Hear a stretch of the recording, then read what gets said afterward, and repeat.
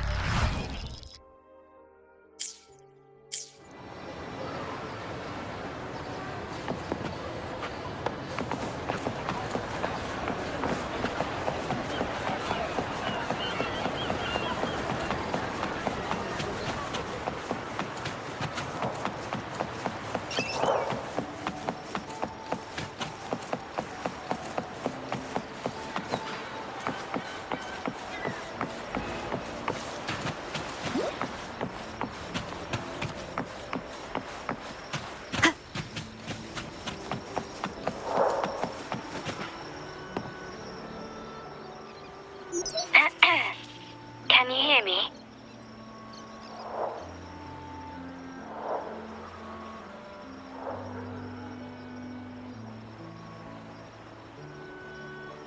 Just checking your location. Have you reached the spot, my clever accomplice? Perfect. Remember to be stealthy. Scarlet Velvet and my operatives are positioned in all the streets around the venue. Should anything go awry, I'll set Plan B in motion. The venue only has one entrance. I've arranged for a handler to get you in. You'll go in first and then help me slip in without drawing attention.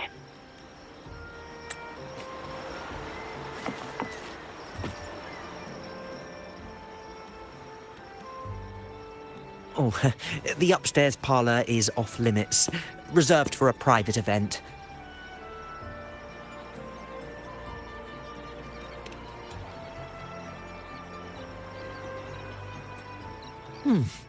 Yeah. Now that you mentioned it, yes, they did tell me about that. But weren't you supposed to arrive half an hour later?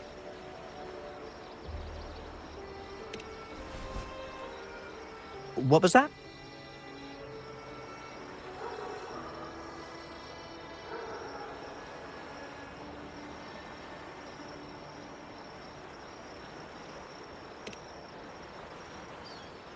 You do have a point, but it's a special day.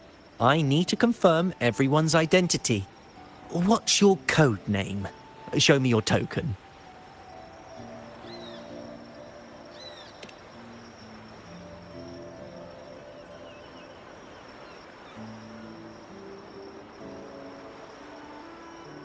Hey, Tulip! Why are you still standing there?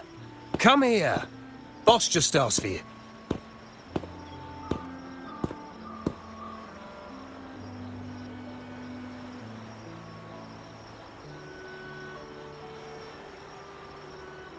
Ah, a tulip coin. I remember you. You work at the vault, don't you? We had a drink at Margarita's. No wonder you arrived early. You people at the vault are always one step ahead. Yeah, we can talk after getting the job done. Now hurry up. We'll deliver the gifts together.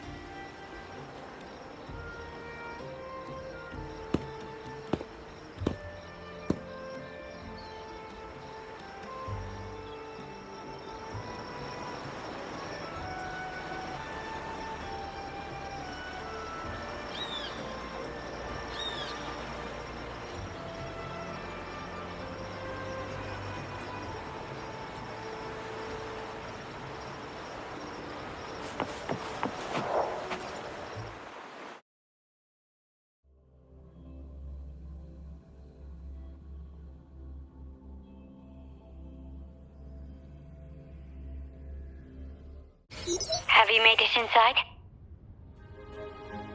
This area is under surveillance. On either side of the main stage, you should see something that looks like a control panel. Operate it to disable the cameras, then place the gems I made with my forte into position.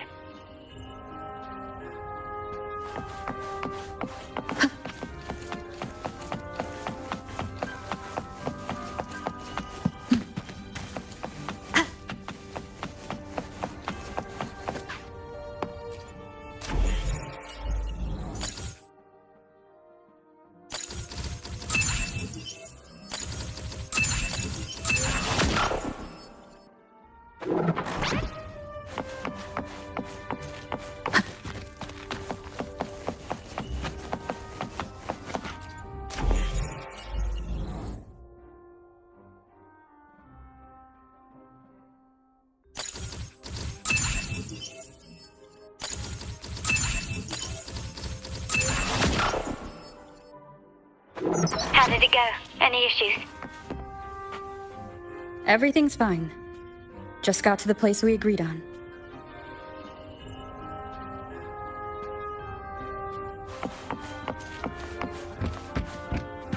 The front of the hall. Done.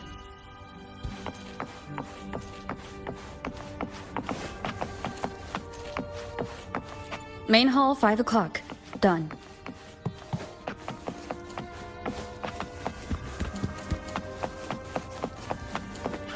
Blind spot, done.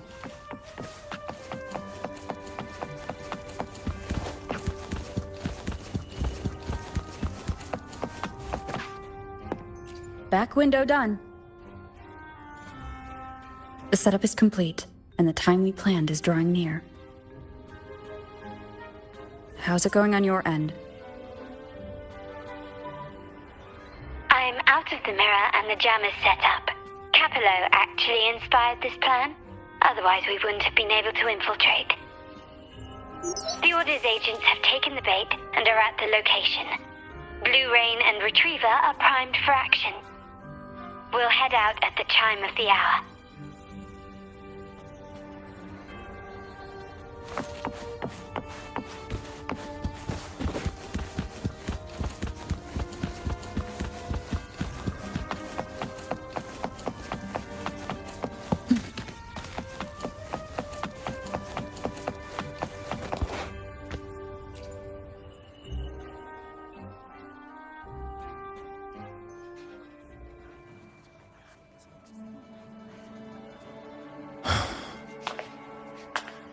Nearly go time. The Order's men should be here.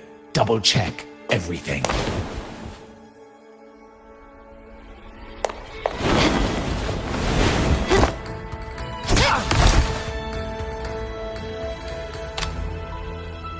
We should talk, Capello.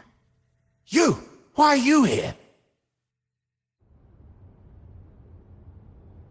Your guests won't be showing up today. Carlotta. Looks like you've pieced together the whole story. So it was your crew who tipped us off about changing the time and place for the deal yesterday. Let me guess. You fed the same line to the Order, didn't you? Playing both sides, setting yourself up nicely. But something doesn't add up.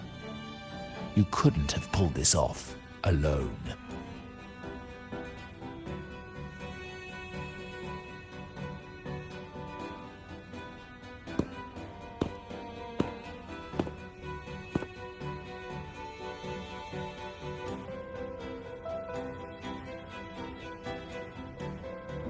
Capello's promise of safety and comfort are nothing but a sham. He's been using our family as pawns, making them pay the ultimate price. Bennett was just one of his victims. He didn't fall at the hands of tacit discords, but to Capello himself. His body was disposed of outside the city's limits. The truth is, Bennett never betrayed us. The path of the Montelli family is one of unity. We stand together, leaving no one behind. I can't promise there won't be more losses, but I will prioritize the welfare of every member. I do not take sacrifice lightly. Now, will you continue down this path? Or will you align with our cause for Bennett's sake and your own? Trust built on deception always comes back to haunt you. You're getting what you deserve. Now that you've lost both the goods and your trading partners, this is your last chance to bow out gracefully.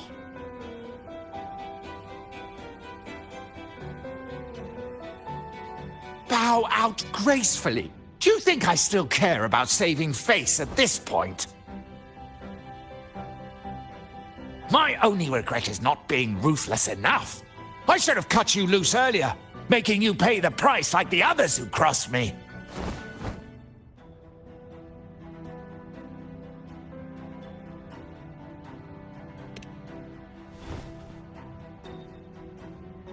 And what of it? You'll never understand. We lack the power to protect everyone, so what's wrong with seeking a powerful ally? Why not align ourselves with those who share my true goal?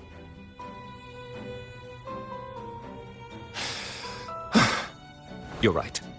I've crossed the line. But I can still salvage this if I take you out and reclaim that data module.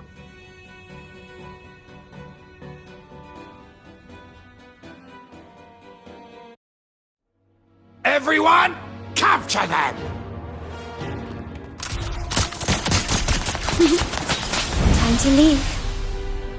Copy.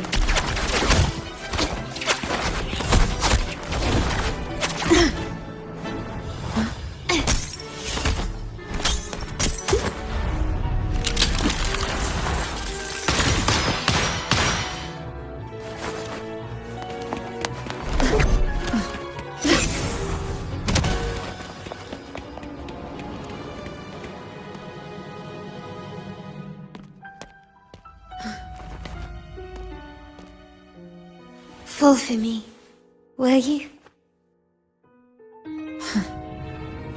Then, let's fall together!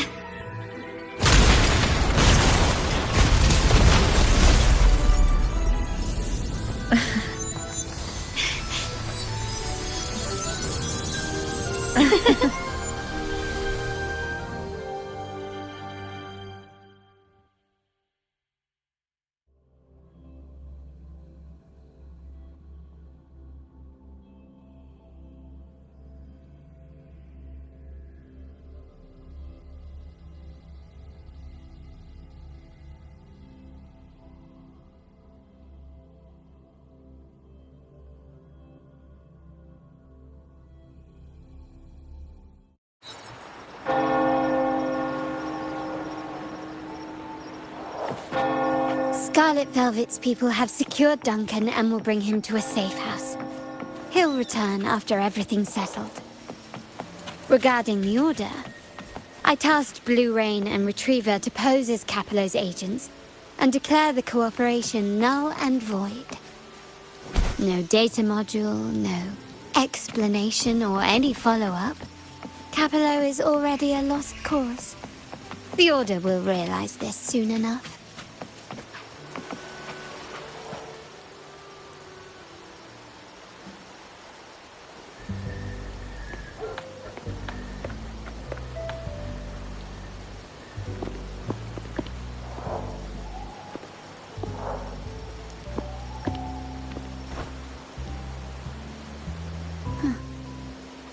The rain's back. I remember telling Grandfather how I hated the rainy season. I once saw rain as a bad omen in Raguna. When it rains, it's easier to wash away bloodstains. That's why acts of revenge usually happen on such days.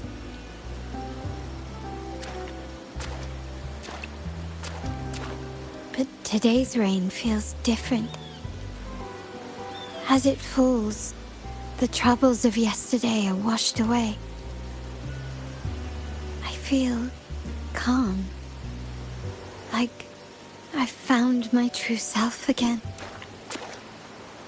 My present and my future are now in my own hands.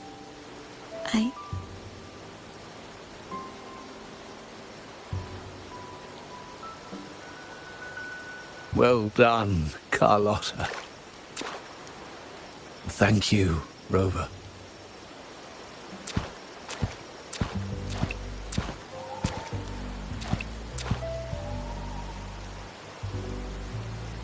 My girl could not have accomplished this without your assistance.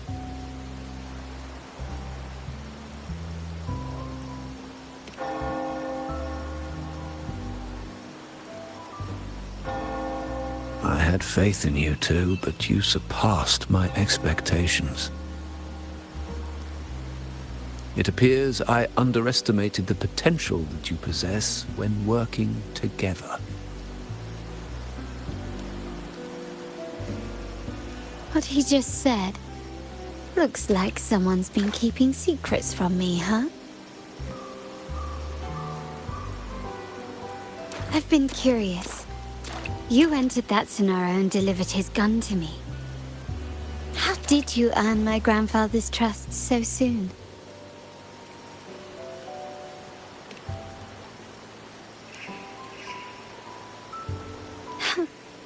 The nerve. Fine.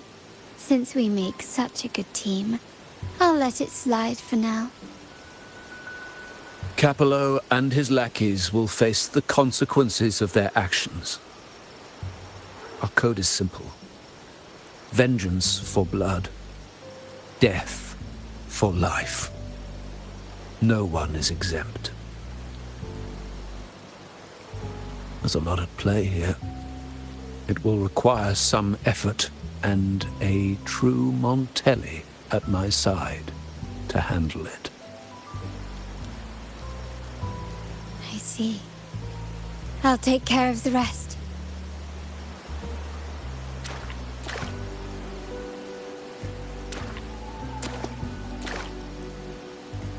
But before that...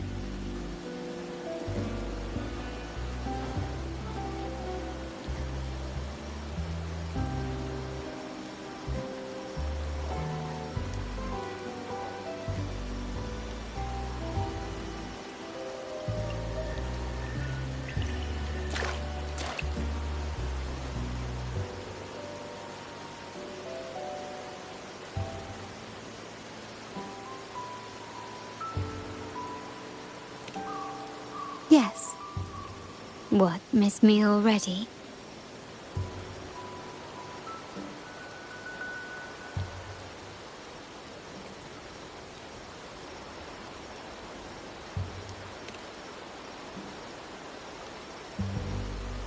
No need to feel sad about parting, for each goodbye brings us closer to the next hello. That's my favorite way to think of it. A countdown to our next reunion. With Capello ousted, the family needs someone to fill his shoes. I must assist my grandfather through this tumultuous transition. There's no one else to do it.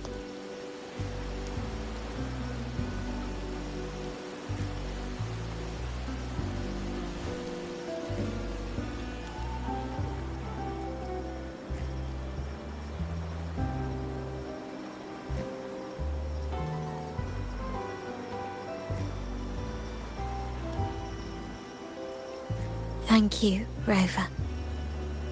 As my grandfather said, things couldn't have gone so smoothly without your help and support. Now that the dust has settled, you no longer need to stay with me as cat's eye of the Montelli family. But still, I want you to have this. As I said, every member gets a token that matches their codename. Though you already have a pair of cat's eyes, please accept this as a token of my appreciation. No, this gem wasn't crafted by my forte. I chose it just for you. I know someone like you won't stay just for me, And joining the Montelli family might not be in your plans just yet.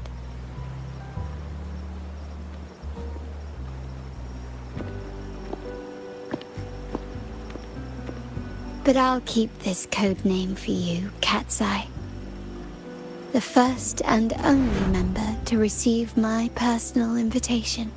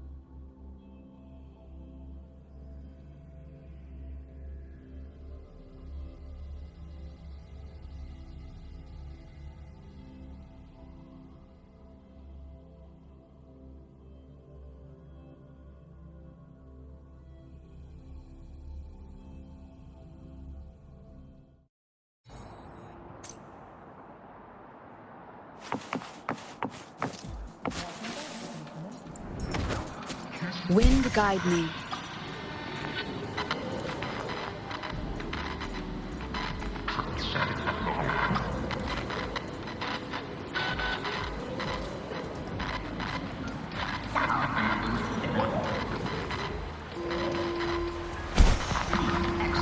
Vibration summer and void worms on the Sunview.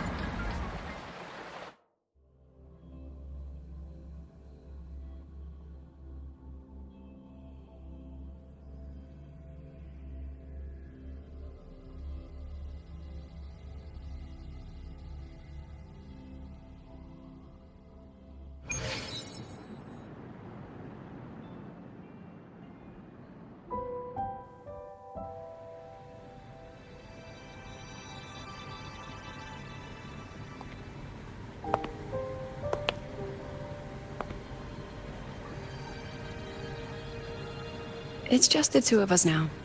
No need for all the formality, Hiyuki.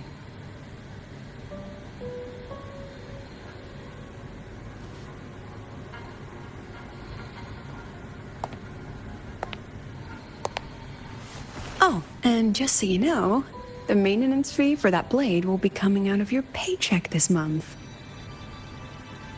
Which blade? The one you used in the dark side. That makes it the fourth you've broken so far. Try to be gentler the next time, will you? Sure. What about my own sword? Its maintenance is mostly done. Don't worry, you'll have it back soon. Wanna try one? It's pretty popular among the students. Not hungry. Candy's supposed to be eaten when you're not hungry. That's what makes it taste good. Go on, try it.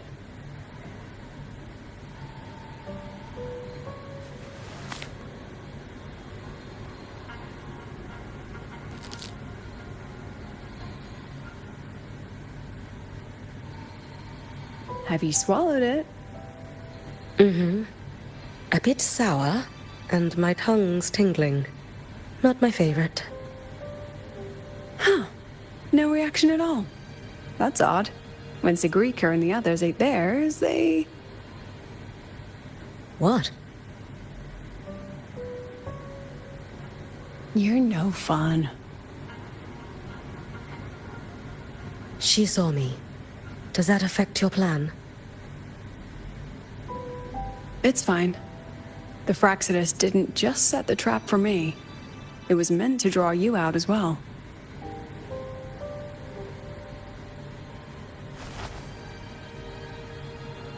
They've noticed your existence.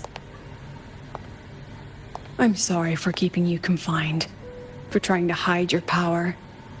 In the end, it still came to light. We both knew this day would come sooner or later. So, Would you consider moving back to the Academy for now? If anything happens, you can respond right away. The Fraxidus went to great lengths to tamper with the dark side, but it poses a little actual threat to the Academy. At worst, this anomaly might be tied to the power of the Threnodian too. It seems they're already preparing their next phase. What do you need me to do? Now's not the time. You should know that the Space Trek Collective was built atop the Threnodian. That's why we've prepared countless contingency plans.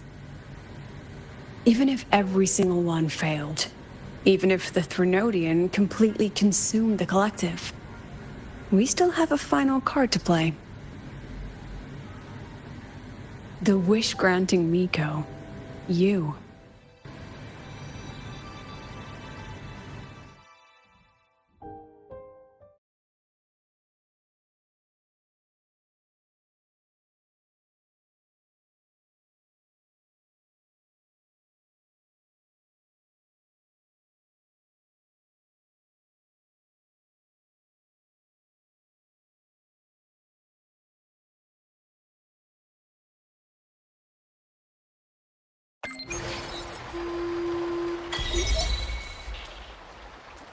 Major engine breach.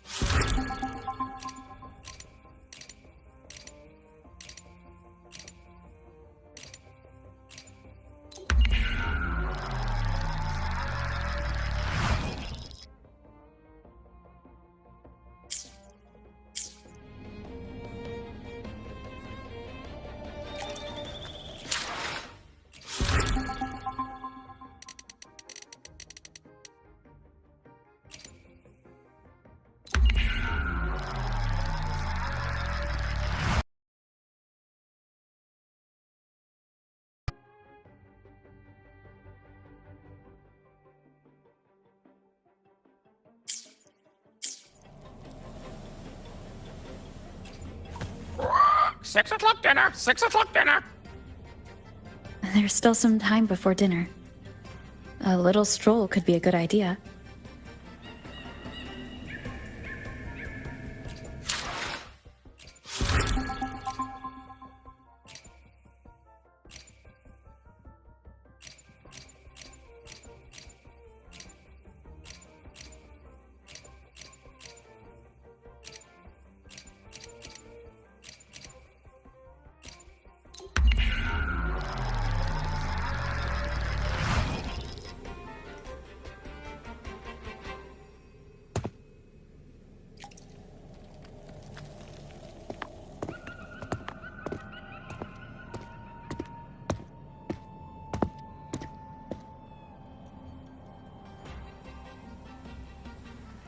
bottle of troop strength, just for you.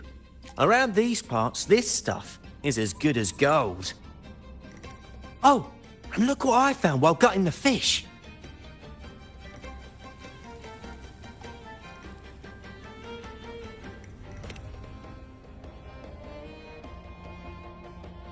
It's split in half. Odd, right? I found it just like this. It might even be a relic from the old days.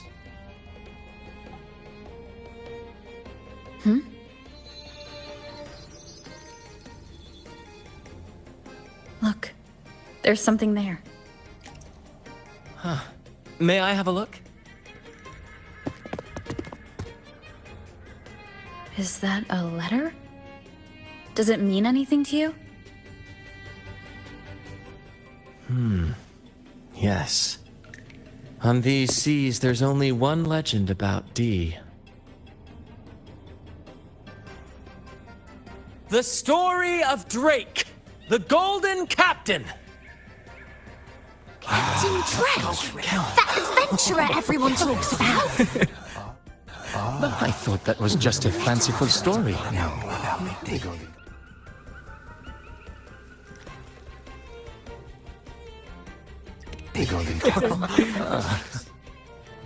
Captain Drake, the famed hero of Renacida.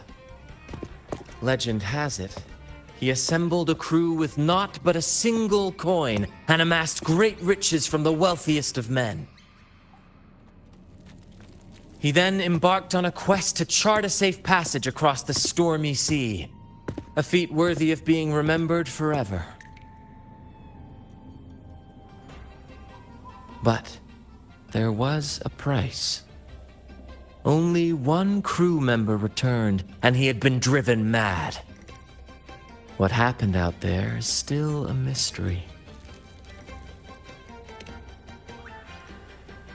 Such tales were my bedtime stories.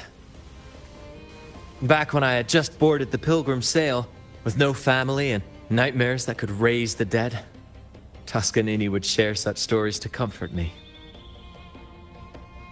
At the time, I swore that if I ever became a captain, every crew member would come back safe. No exceptions. Toscanini, the Night Watcher. You are one of the few who still remembers him. Did he ever tell you the rest? That mad sailor who raved about his captain's coin, saying it would lead to untold treasures. Perhaps it's the very coin our captain here is holding. Untold treasures, eh? Well, aren't we lucky? If we had the whole thing, imagine the riches we'd claim.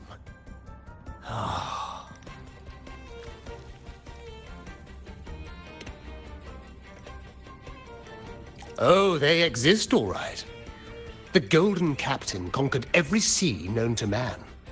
The wealth he amassed could give us all lives of leisure and luxury. Half a coin. Treasures? Blast! Something wrong, Heimer? Now that I think of it, I lost a half coin just like this not long ago.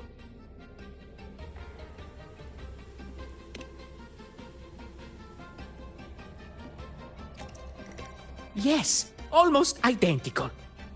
There was a man yapping about his value. I thought he was just bluffing. Didn't take him seriously. Then I lost it to Bella. Bella. Since the pirates started stirring the waters around Raguna, she's been hiring us to guard her family's ships. Yeah, aye.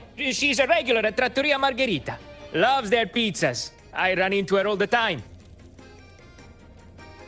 Well then, our next stop is clear. Fortune has a way of smiling. What say you? Ready to check it out?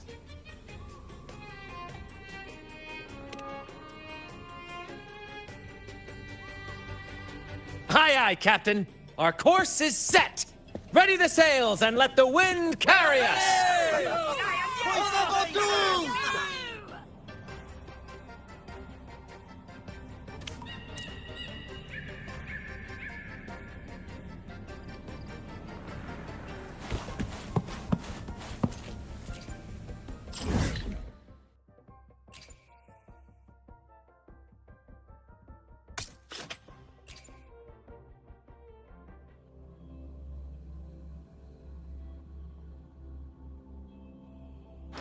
Vicky, don't let it burn! There she is. Huh. It's rare to see her drinking alone.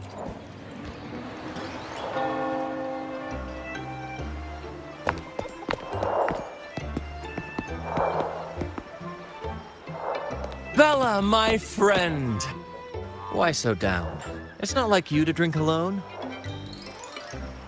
Oh, spare me the pleasantries. My luck has taken a turn lately. Nothing seems to be going my way. Pirates are strangling our shipping routes. And if that weren't enough, look at this pizza. No olives. Margarita says they're out for a few days. Can you believe it? Even the simplest pleasures conspire against me. And that lucky coin I fought tooth and nail to get. Stolen! Some wretched thief made off with it. I've been cursed ever since. Unlike you, Brant, you could disappear into a fog and emerge glittering like a diamond. If only I could borrow just a pinch of your luck. I'm sorry to hear that, Bella. But I've got news for you. I'm not the captain today. If you need good luck, you'll have to ask this one here.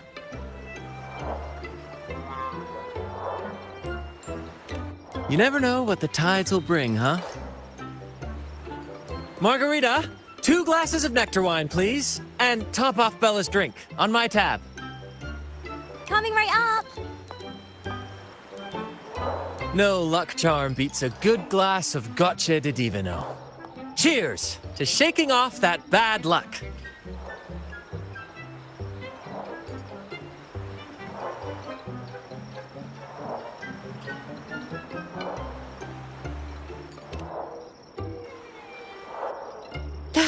Cheers.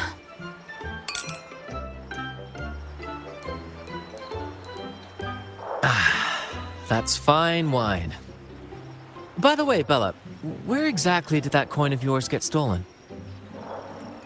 Right here in the restaurant. A few days ago, I placed it on the table while I was chatting. Next thing I know, poof, it vanished.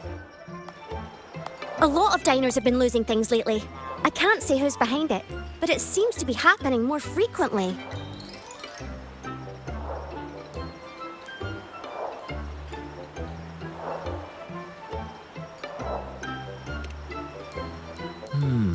A common thief. Captain, I have a plan, but I'll need you to steer the ship this time. Really? I've only just started on mine.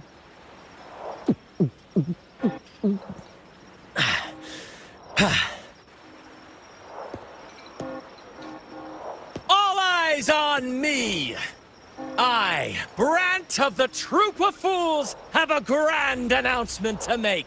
What's happening here? Is this supposed to be part of their show? Friends, gather round. Have you ever heard of the legend of the lucky coin? A coin said to guide its owner to untold riches and hidden treasures buried deep beneath the stormy sea.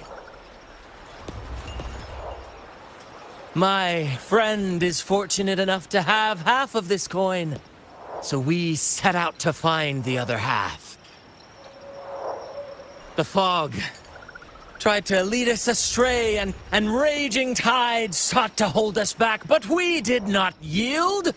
The coin's magic has led us here, and now we seek to reunite it with its missing piece.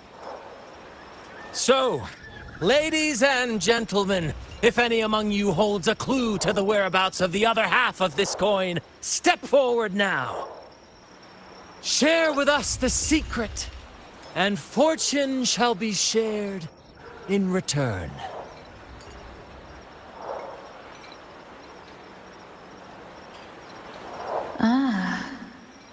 is playing the crowd. A clever move.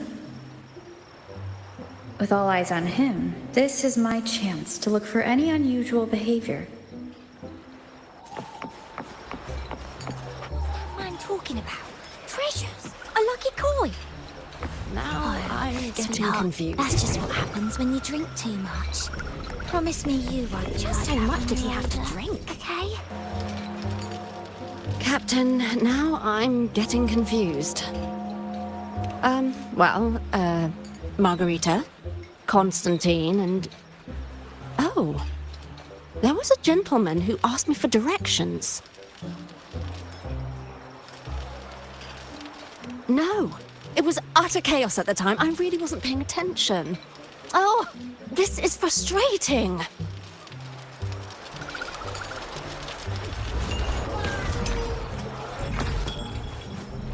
Now I'm getting confused.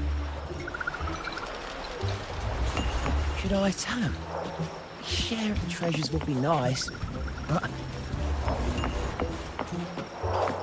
Mom, what's that man talking about? And then, my friend drove the harpoon deep into the fish. The line snapped taut, pulling us down, nearly dragging us overboard. Just then, we heard the haunting song of the sirens weaving through the thick fog. Oh, my sentinel! What happened next? Not even the dangerous fog or those eerie melodies could rattle my friend's resolve. Instead, she leaped onto the back of that monstrous fish and led us out of danger, as bold as a lion. It was as if the sentinel, impressed by our courage, rewarded us with this. A half coin, nestled deep in that fish's belly. He's really in his element. I should find a time to introduce him to Encore.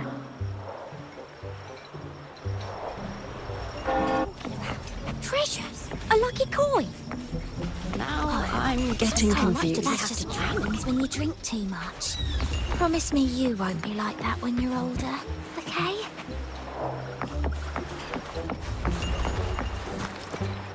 Now I'm Just how getting much did he have to confused. drink?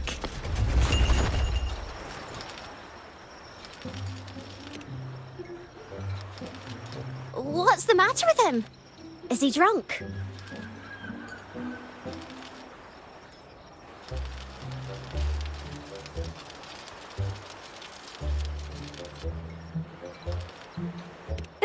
Just acting, eh? Well, that's a good laugh. So, what's this lucky coin he's jabbering about? Is it really that special? I can hardly believe something so valuable might be sitting right here in my wee restaurant. Now that you mention it, there's a regular who takes a right odd stroll around the place before sitting down. He's got a habit of claiming a seat in the corner. Maybe he knows something.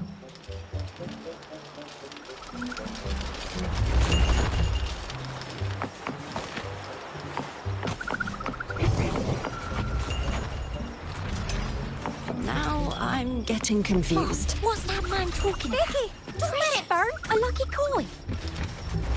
Oh, sweetheart, that's just what happens when you drink too much. Promise me you won't be like that when you're older. should I tell him? Share of the treasures would be nice, but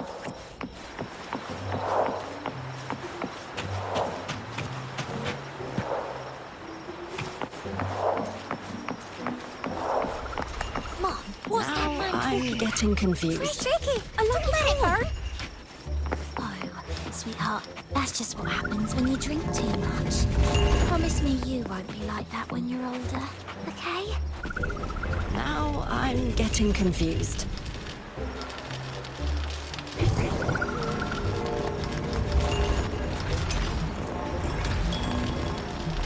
Mom, what's that man talking about? Treasures? A lucky coin? Now I'm getting confused. Sweetheart, that's just what happens when you drink too much. Promise me you won't be like that when you're older. Don't let it burn, okay?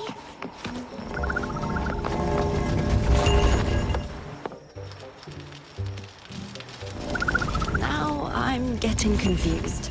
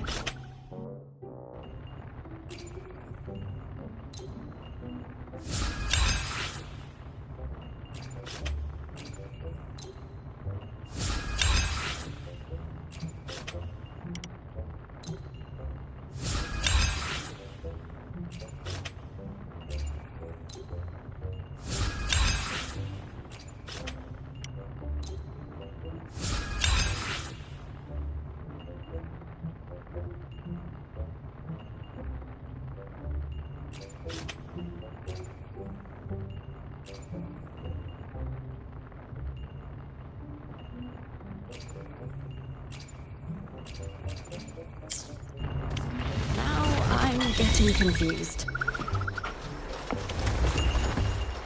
Vicky, don't let it burn!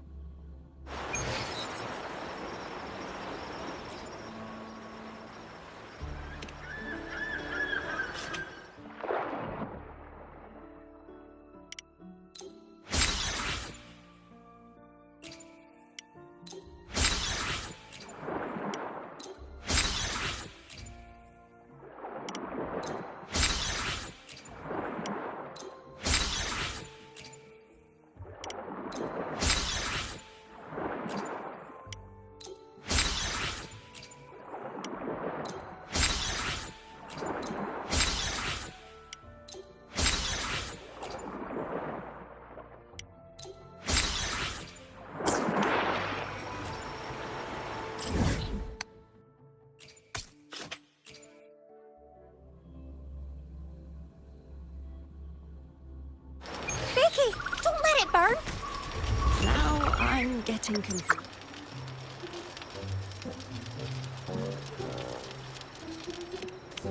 Now I'm getting confused. Now I'm getting...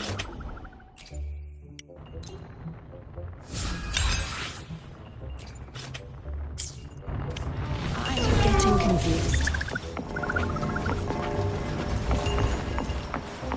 Vicky, don't let it burn! What's that man talking about? Treasures? A lucky coin? Should I tell him? Oh, Share sweetheart, of the treasures that's just would be what happens nice. when you drink too much. Promise me you won't be like that when you're older, okay? Now I'm getting confused. Vicky, don't let it burn!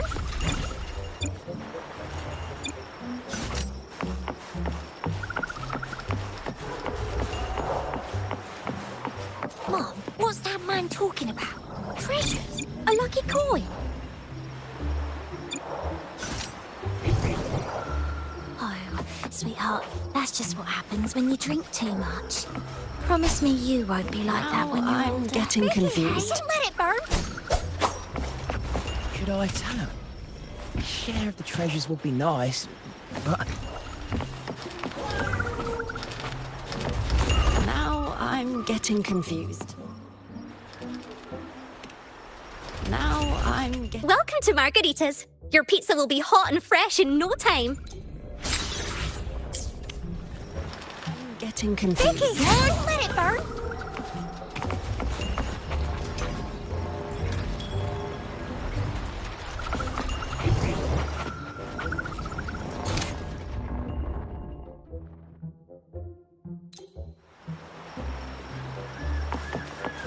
Vicky, don't let it burn. Now I'm getting confused. Vicky, don't let it burn. Phew, finally done for the day.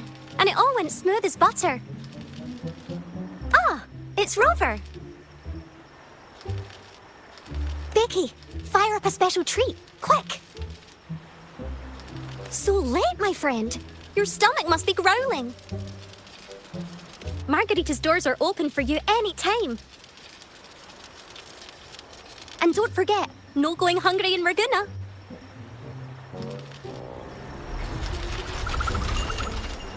Vicky, don't let it burn.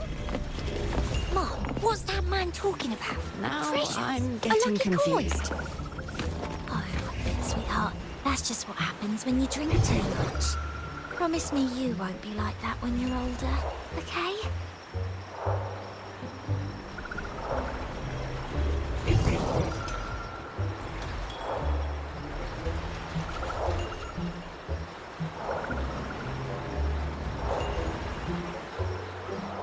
Mom, what's Now that man I'm talking getting about? confused. Treasures? A lucky coin? Oh, sweetheart, that's just what happens when you drink too much. Promise me you won't be like that when you're older, okay? Now Vicky, I'm getting don't let it burn. confused.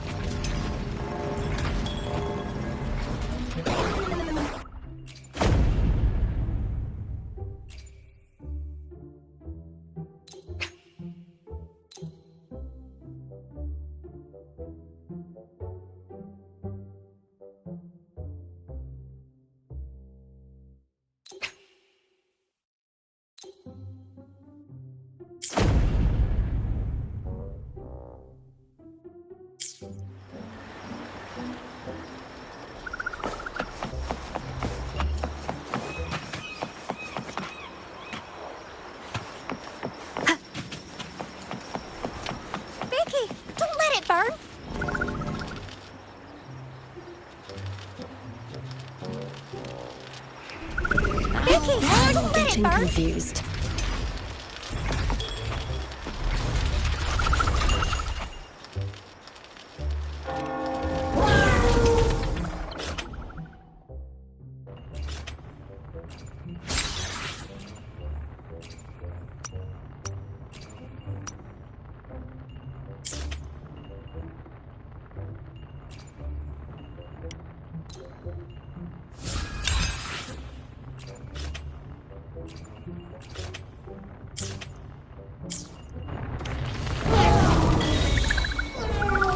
Vicky, don't let it burn!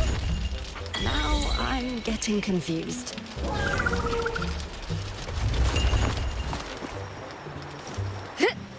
Vicky, don't let it burn!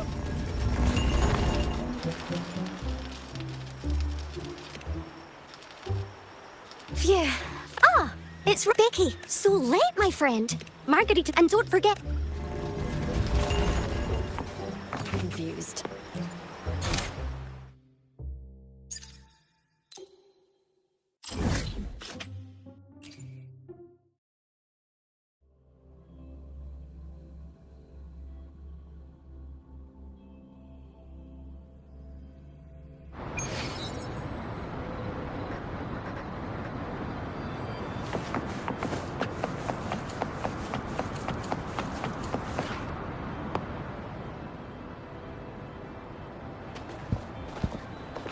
I didn't expect such a big crowd at the hearing. Should I take the stand myself? What do you think, little kitty? Ah, maybe we can do a little show of, paws. Raise your left paw if you think I should testify, or your right paw if... Wait! You raised your left paw before I even finished my sentence. No, that doesn't count. Let's try again. Okay, if you raise your right paw, I'll let someone else handle it. Right paw, huh? Well, I did actually want to tell everyone the truth myself. Let's give this another shot. Miss Jeje, the hearing is about to start. If you would please join us. Now? Yes, Madame Juyo. I'll be there in a minute.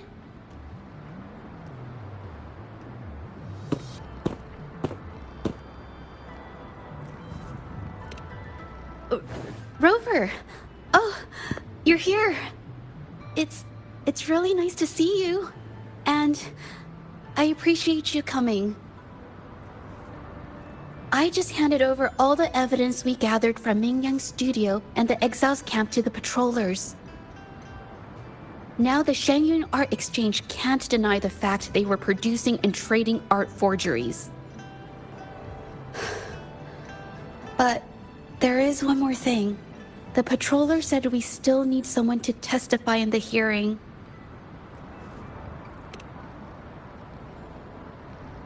You're really kind, but I'll be fine to do this myself. You've already helped me so much. Even just having you here is a huge relief.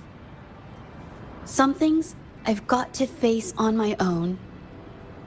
That said, I didn't expect there would be so many spectators coming to watch. If I get nervous and mess up any details, could you please help to remind me?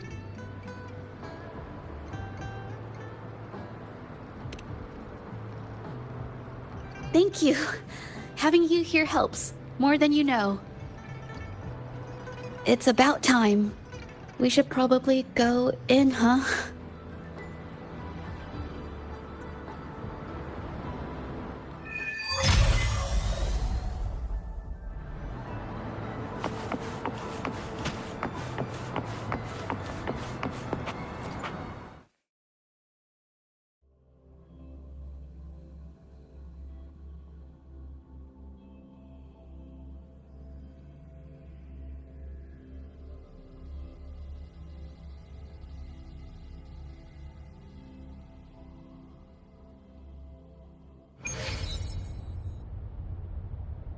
With both parties present, this hearing is now in session.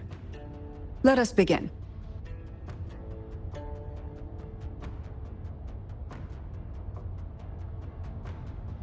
First, a brief overview of the case before us.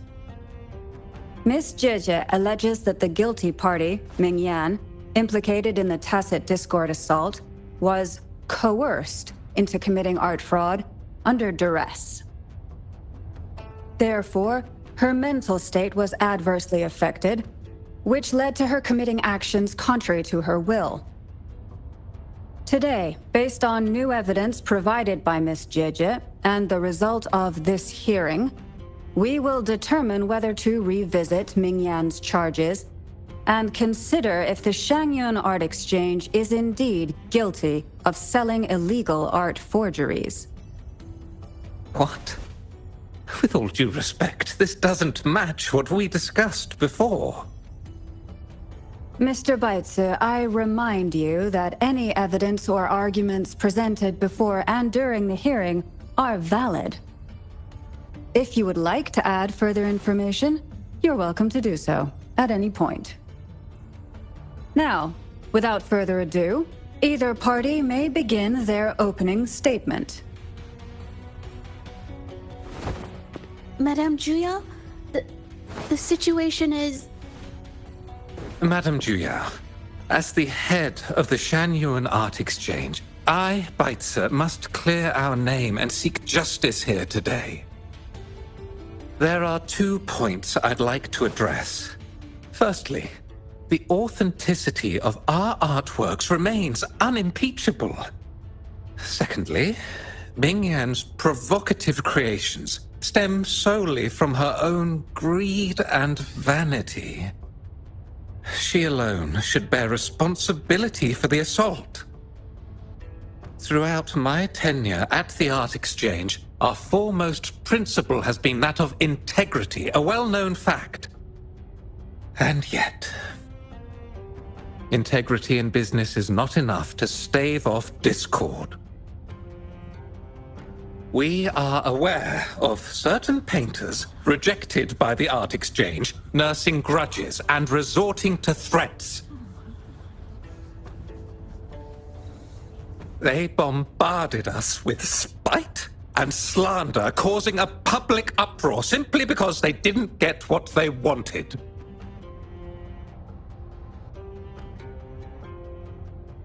Should the public be swayed by these slanderous insinuations that paint us as wicked fraudsters, then I'm afraid justice will never be served. Please control yourself, Mr. Baitze.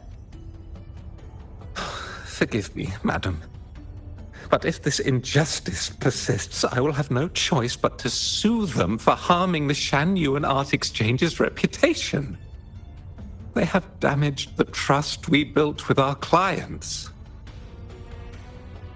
I demand they compensate us for our losses and issue a public apology. Such disgraceful behavior will not diminish us. Our principles will not waver, and we will protect the Shanyuan Art Exchange from any ill intent.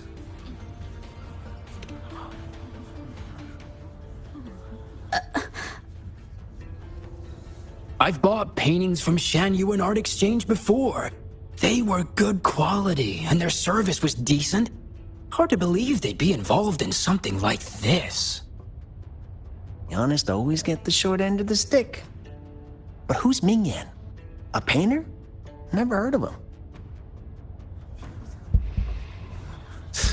Must be some nobody trying to get attention using the Shanyuan's name. Why is the Art Exchange always in the middle of some controversy? Order! Order! You may continue your statement.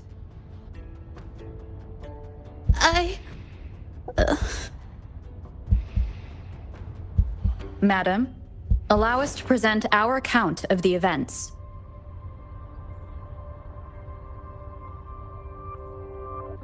This all really began 3 days ago.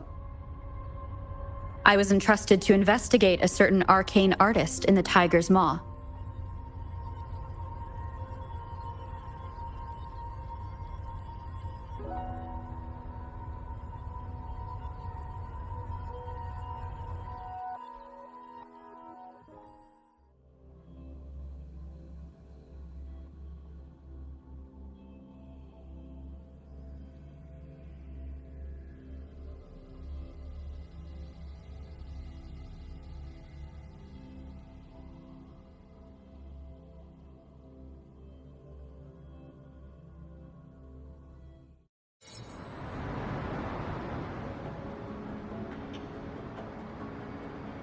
Hey, Rover! Took you long enough to get here. Things are getting awfully strange around the mine lately. Figured you're just the one to untangle this mess. With your knack for solving mysteries, you'll figure this out in no time. I don't know if you've ever heard of it, but there's a special folktale in Jinzhou. Word has it, there's this mysterious arcane artist whose paintings come to life as they paint, as if each brushstroke has a life of its own. Once their canvas dries, whatever they've painted leaps right off the page. Mythical creatures, the whole shebang, all real as day. The thing is, anyone who might have seen these paintings, well, they vanish into thin air. Lately, I've been receiving reports about eerie monsters wandering the mine at midnight. Some witnesses even ran into them more than once.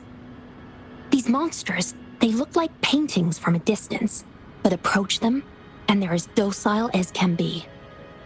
Reading these reports, I couldn't shake the tale of the arcane artist from my mind. Sure, some say it's just a prank or some new tacit Discord variant. But with rumors swirling, folks are getting jittery. Can't let things escalate. That's why I reached out to you. Great. Counting on you to crack this case wide open. Oh, and you might want to chat up the witnesses. Got the names right here for you.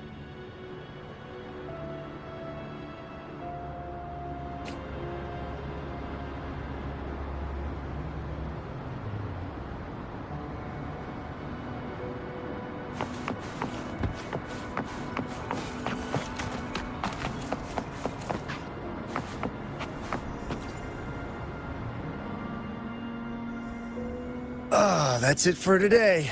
Time for a break. Oh, hey there. Need something? Oh, you've come to the right guy. I was actually the first to see those weird things. I was playing chess with the old miners until midnight, then headed home alone. On my way back, I heard these strange moans like some kind of monster was out there. At first I thought they were tacit discords, and I was ready to bolt. But then, I realized they were different. These monsters, they were being drawn to something. Curiosity got the better of me, so I took a step closer and saw that they had these strange features. Gleaming eyes, gnarled horns, and dark green bodies covered in slimy liquid.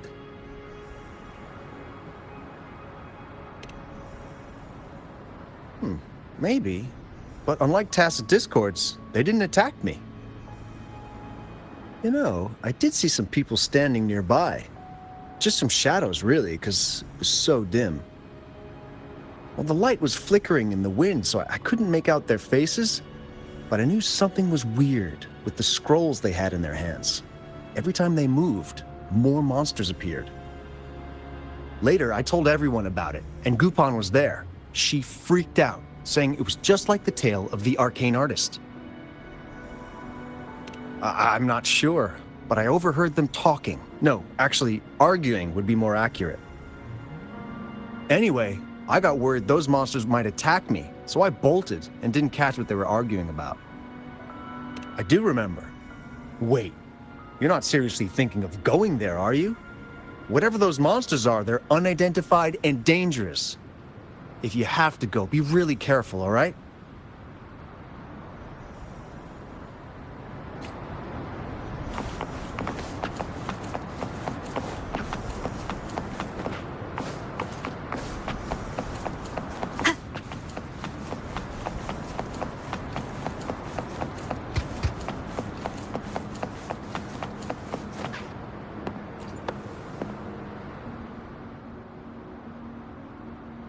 You don't look like you work at the mine. Can I help you with something? Oh yes, that strange event. It's the talk of the town right now. I've conducted several investigations and found that those monsters tend to appear around midnight. Their locations seem random, though. Fortunately, they haven't caused much harm. I think it's because they always show up and vanish in the dead of night. If you ask me, these monsters are a new type of tacit discord.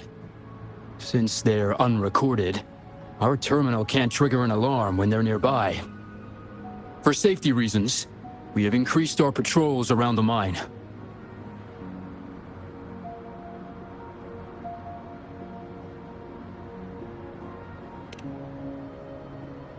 Anything else unusual? Yes, there was one thing. Aside from the blurred silhouettes I saw that night, I remember hearing voices. Like people talking. The voices came from where those silhouettes were, but they sounded like vague muttering. Thinking about it now, if it was a human voice, how could someone get so close to those monsters without crying out for help?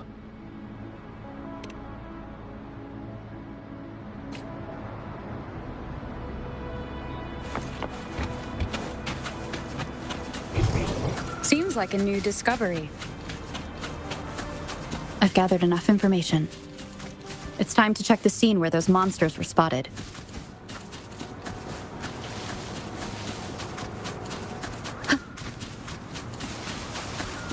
There's something ahead. That figure. That paintbrush. Could it be?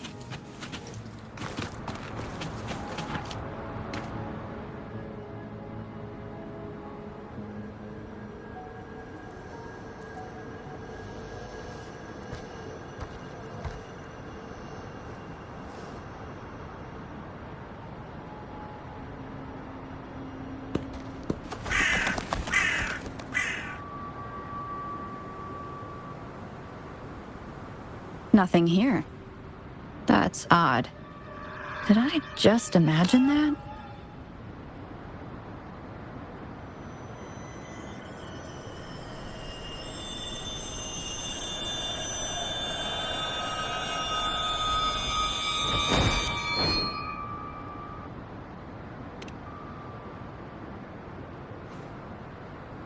Rover! You're here!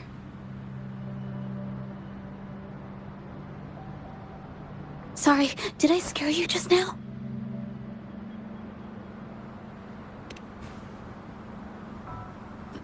Finding inspiration. The night often sparks my creativity.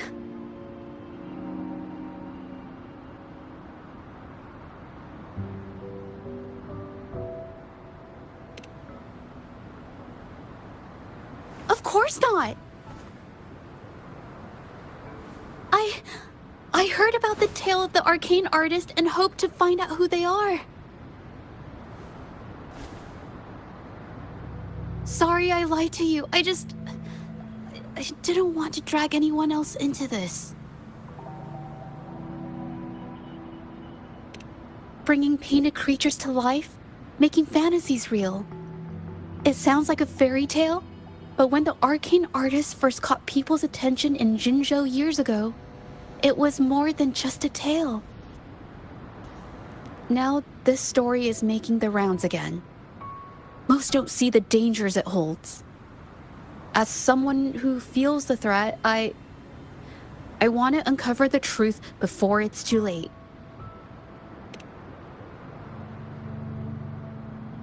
Yes, there was once an artist who could create paintings that felt so real, you could almost step into them. But these paintings, they strayed from the artist's original intentions and caused a lot of trouble. I don't know who's behind these latest events, but if it's really the arcane artist, their paintings will bring nothing but trouble. That's why I have to stop them, to prevent the past from repeating itself. Unfortunately, I'm not very good at investigating, so I haven't found any major clues yet. I'm here for the arcane artist, but also hoping to meet an old acquaintance. Maybe he knows what happened in the mine.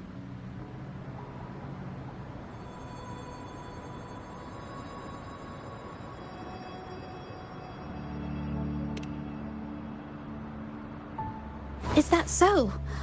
Oh, okay.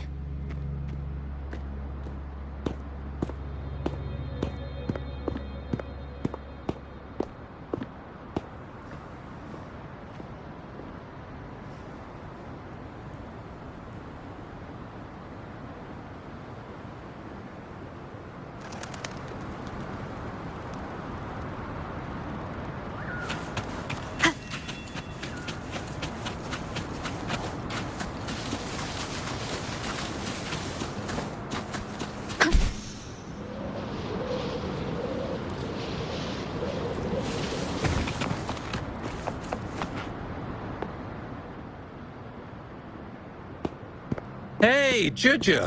Long time no see. You need more pigments already? No, not yet. And this must be the Rover. Nice to meet you. Heard a lot about you. Didn't realize you and Juju knew each other.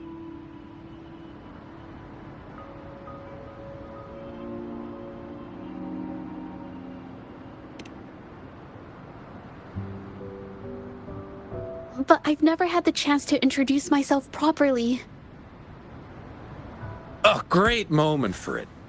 Here's the thing, Rover. I can't say I know Juju very well, but I do know she's got this quirk where her courage tends to crumble right when it's crunch time. So, when it comes to introducing herself to you, I'd bet... No, it's not like that. Juju, you can't keep avoiding things. You've got to take action, or you'll never get what you want. You only live once, right?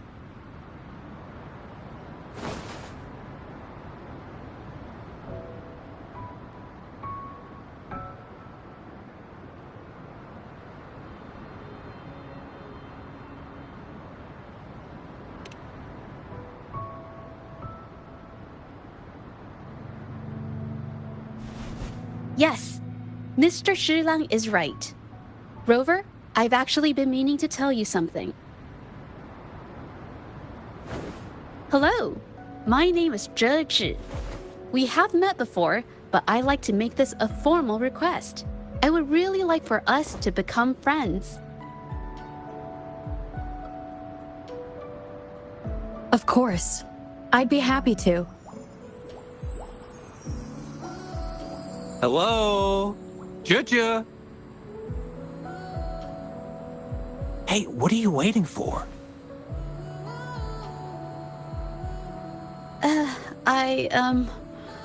Okay. I can do this.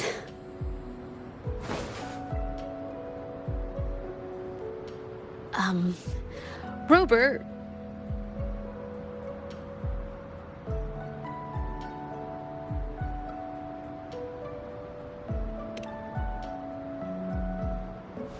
That was a pretty obvious slip of the tongue.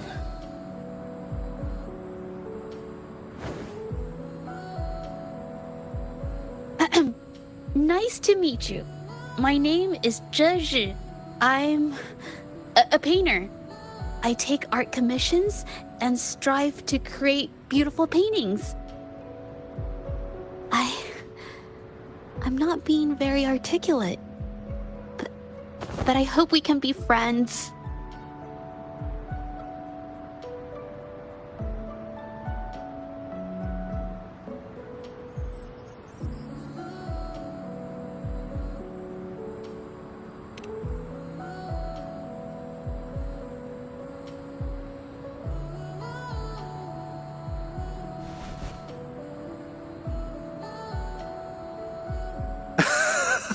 How sweet.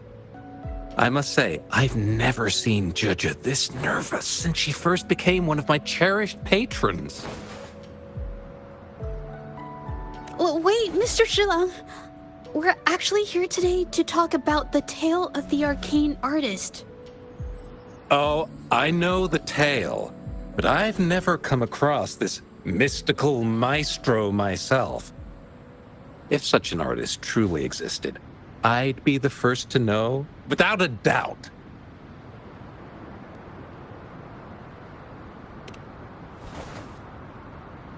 I supply ore to pigment manufacturers and sometimes serve as their sales proxy, so most painters in Jinzhou come to my shop to buy pigments.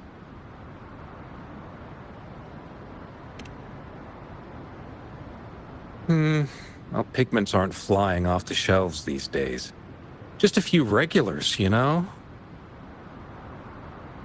Oh, but those ore buyers from a while back, they seemed a bit suspicious. They bought heaps of leftover ore, the cheapest type, and told me not to let anyone know they got the ore here. People don't usually buy that stuff. Oh, wait. Jujur, didn't you buy some once? A long time ago, right? I remember you saying you couldn't afford the fancy pigments, so you made your own. That stuck with me. So when those guys asked for leftovers, I paid extra attention. Are you sure you can tell us this? I thought they asked you to keep it a secret. They turned out to be thieves who stole from me during the night. But when I found out, I reported the theft to the patrollers, and that was the end of it. Thieves don't deserve my business or respect.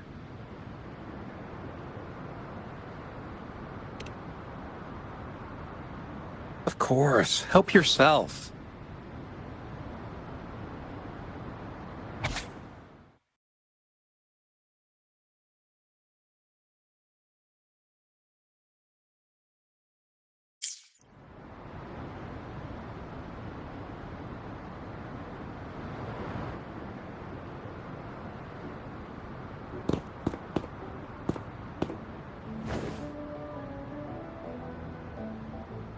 If this is the situation... Rover? Hey! Rover! What brings you here? It's been ages since we last met. The patrol station's been pretty busy lately, so I haven't had the time to catch up with you. And Chich is here too! Hiya!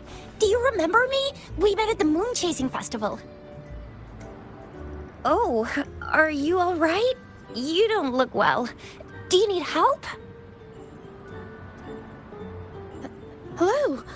No, it's not. No, thank you. The painting we had you do for us during the festival is awesome. Everyone loves it, so we put it up on the wall. Really? I'm glad you all like it.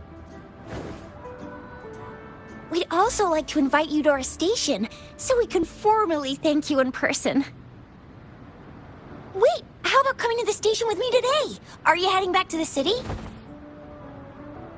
But we're still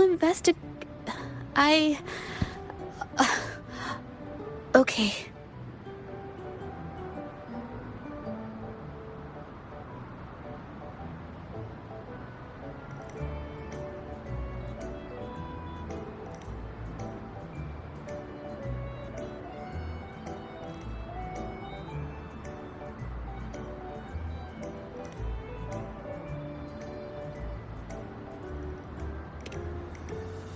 Oh, is this not a good time?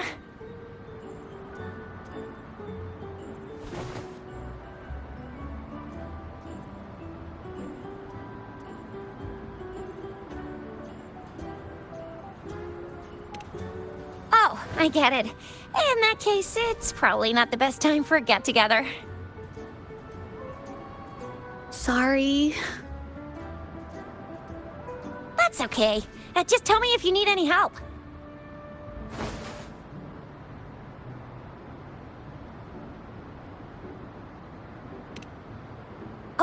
I'm here to support the patrollers. There was an assault near the mine recently, and they're short on people to investigate. What's odd is those monsters haven't caused any more trouble since we got here. Right now, we're talking to witnesses and trying to figure out what triggered the incident.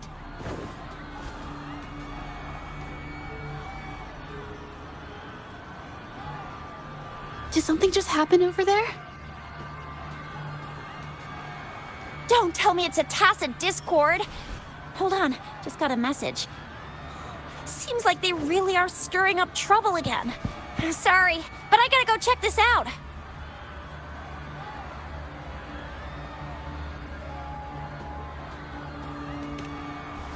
Should we go as well?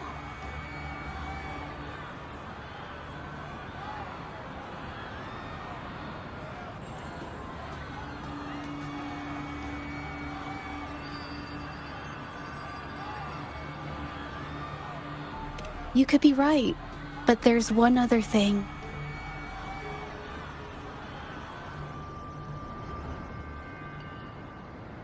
After Rover and I bumped into each other, we decided to investigate the surroundings and follow Patroller Chisha to the scene of the incident. It was there we learned about the details of Mingyan's offense and the truth behind the tale of the arcane artist. Once Zhuzhe has the paintbrush in her hand, she begins to speak calmly. She'll be fine making the statement on her own now.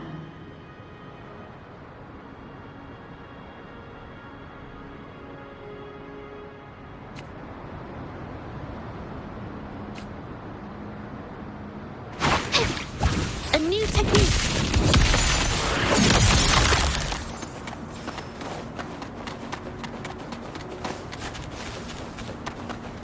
Watch out!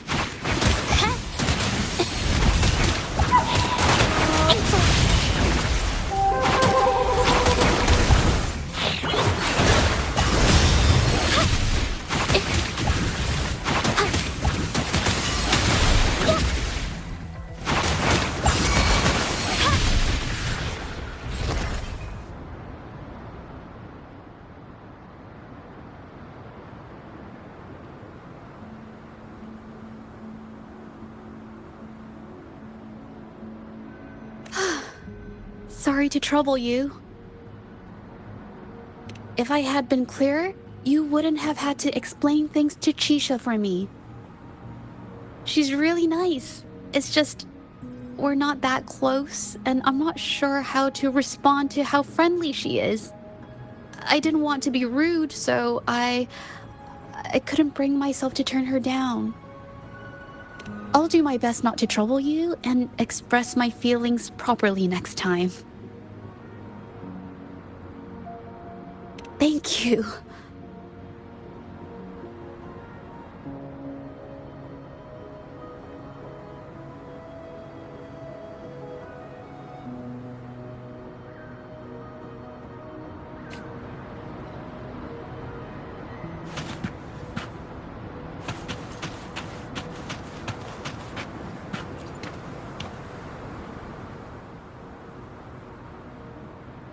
Thanks for your help, Rover. We caught the culprit before anything worse could happen. We were lucky to have you here. According to the preliminary examination, we suspect that these tacit discords were agitated by the frequency fluctuations from a scroll painting found at the scene. The energy remaining in the painting was generated by its creator's forte, nearly overclocking. But rest assured, we've calmed her down and contained the energy. The painting needs to be thoroughly examined to identify its connection with the monsters and eliminate any potential risk it still poses. Thanks for all your help. We'll take it from here. She fessed up when I first started talking to her, but clammed up when I tried to dig deeper. Well, honestly, she seemed a bit off to me. But we don't have time for that now. We gotta clean up the scene and get the damage under control.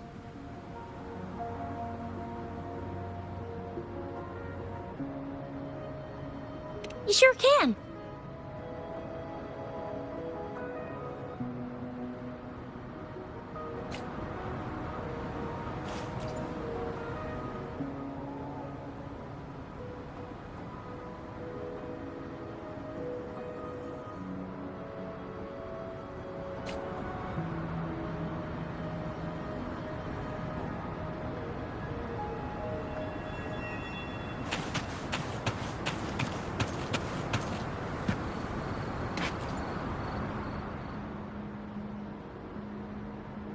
Why? Mingyang? Why are you... Yes, we used to take painting lessons together. You? I didn't... I hurt them. It was a mistake. I'm alone.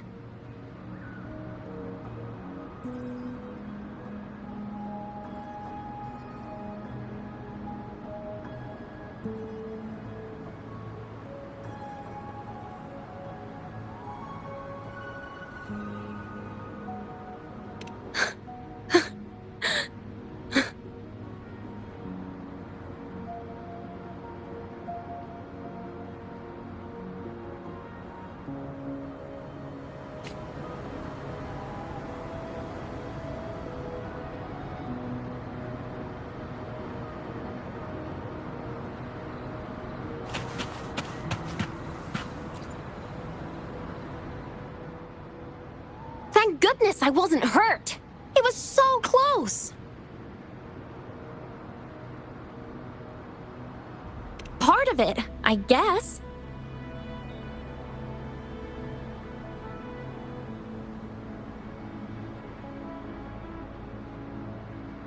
I saw that painter. She looked like she was losing it. I'm talking shouting, waving her paintbrush around like she was sweeping the sky.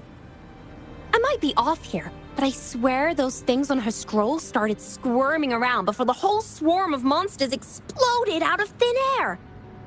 They started to whack and thwack people all over the place. I was terrified and ran away as fast as my legs would take me.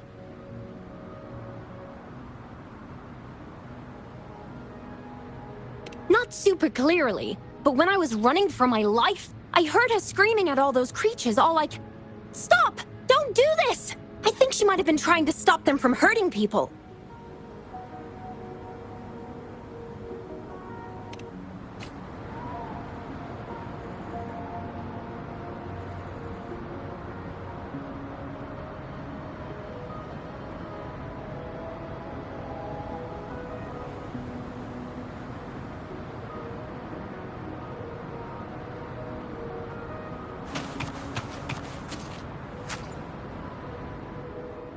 Ah, my head. Oh, it hurts.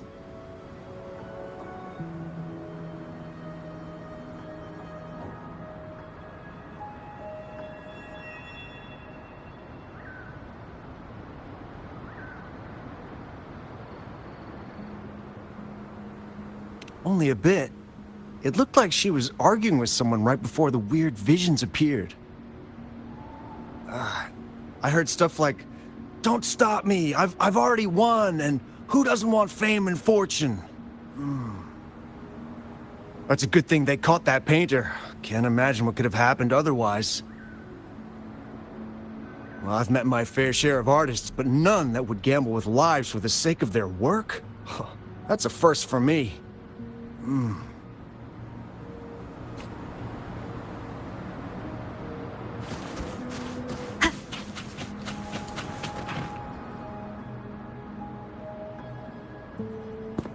That's strange.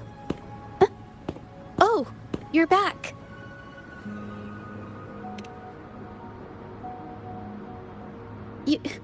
You figured it out already?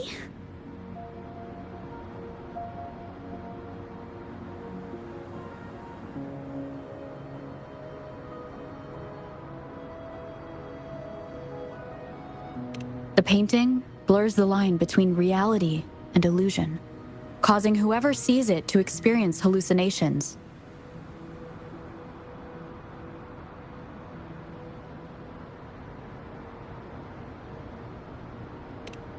So, Mingyan channeled her forte into the painting, creating temporary phantasms. People saw her abilities and spread the rumor, believing she was the arcane artist from the tale. The monsters described in the rumors were probably just exaggerated phantasms, seen by scared people at night. In fact, I had sensed something odd at the mine. But after we met, I thought it was coming from you, so I didn't give it much attention. Come to think of it now, it might have been Ming Yang's forte fluctuation. So she was there at the same time we were. I didn't even notice her presence. But what could have driven her to create such dangerous paintings?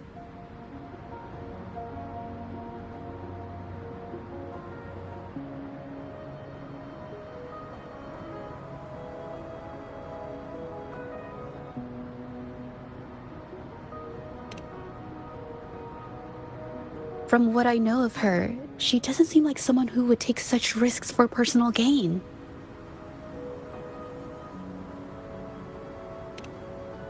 She kept squeezing my hand and trying to tell me something, but I couldn't understand what she was saying.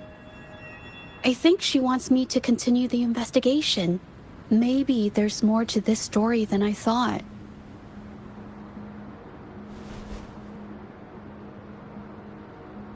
Besides, I don't recall her having a forte before. Maybe this has something to do with me.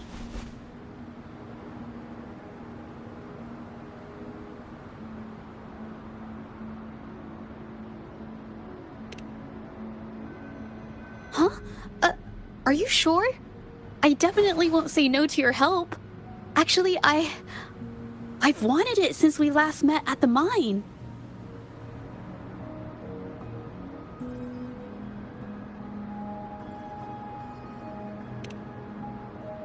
You want me to decide? To be honest, I haven't really thought it through.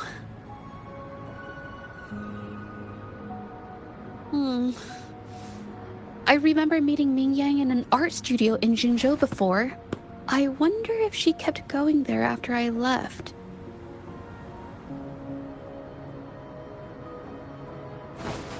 Should that be our first stop? She may have left some of her artwork behind. That could be a good start.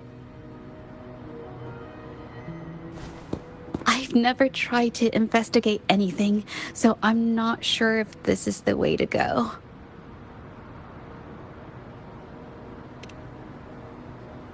Okay, let's go.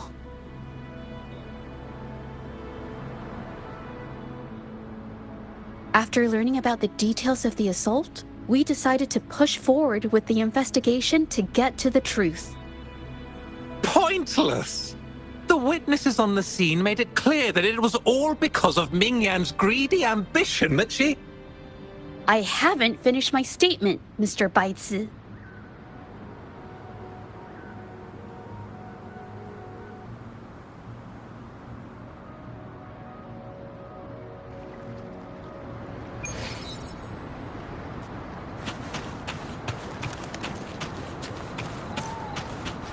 Yes, this is the art studio. My memory did serve me right. Looks like she's been painting here. Let's find the clues.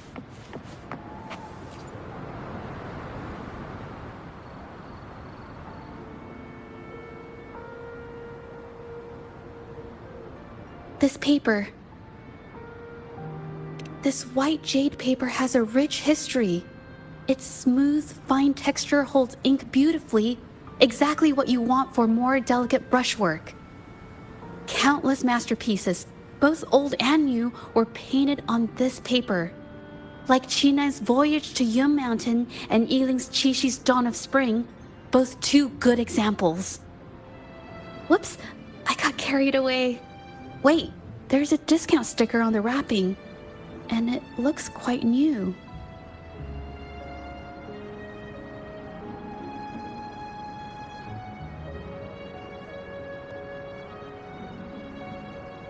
Yes, White Jade Hall runs a yearly sale. I attended it 2 days ago and bought paper with this same packaging. Ming Yang likely bought her paper there too. Half of the stock has already been used, which means she was painting day and night until the incident. Different papers result in different artistic effects. Real artists can always spot these differences and choose the right paper to showcase various styles. White jade paper is my absolute favorite, but because it's so expensive, I can only afford to buy it when there's a special sale. I can't pass up a great deal, so I stock up whenever I can. It usually takes a whole day to carry all the boxes home, but I must say, it's worth it.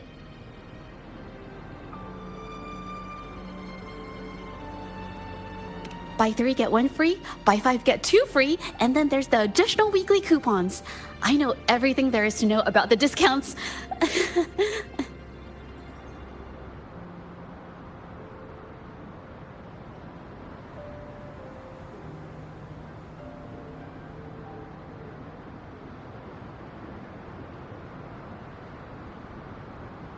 We have the same painting style, and the quality of our finished works is remarkably similar. Even if we use different brush techniques, our similar styles mean we should finish a painting in about the same time. Once a painter holds a paintbrush in their hand, they won't stop until every detail meets their standards. It becomes an obsession. I guess this is true for most painters.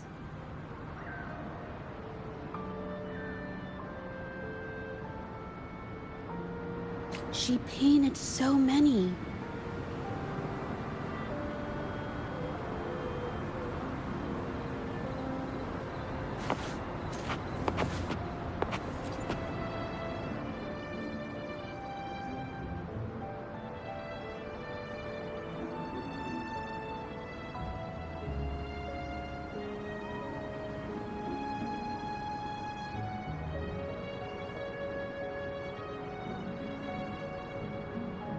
There is a difference.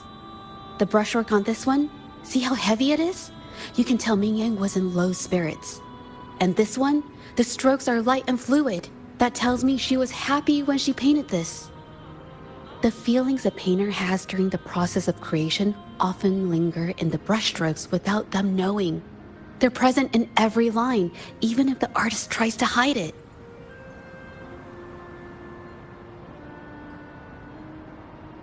Yes, to me, painting is like a window into the heart of the artist. When words fail, these feelings can be depicted through brushstrokes instead. It is strange, though. She keeps reproducing the same painting over and over, using techniques that aren't her usual style. Waters and mountains rest by the pane, valleys and peaks in the dream remain. Colors of vanity washed away. The painted world fades, forgotten today. This artwork is titled Serenity of Xiehua Village. It captures the scenic landscape seen from the village itself. Ah, the pigment! When did it get on my clothes? Huh? It came off with just a little wipe. It shouldn't come off the fabric so easily.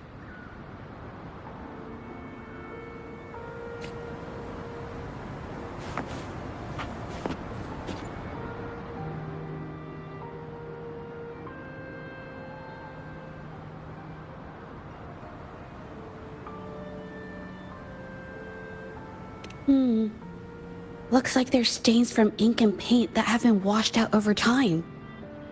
Ming Yan could have improvised her clothing as a canvas for her ideas. I used to do this as well. Whenever nature inspired me and I was short on paper, I'd paint rough outlines onto my clothes. After all, fabric used to be a common art material. Besides, using clothes does help to seize fleeting inspiration, don't you think? It's a shame the clothes are stained forever, but it's worth it to see how different inks behave on fabric.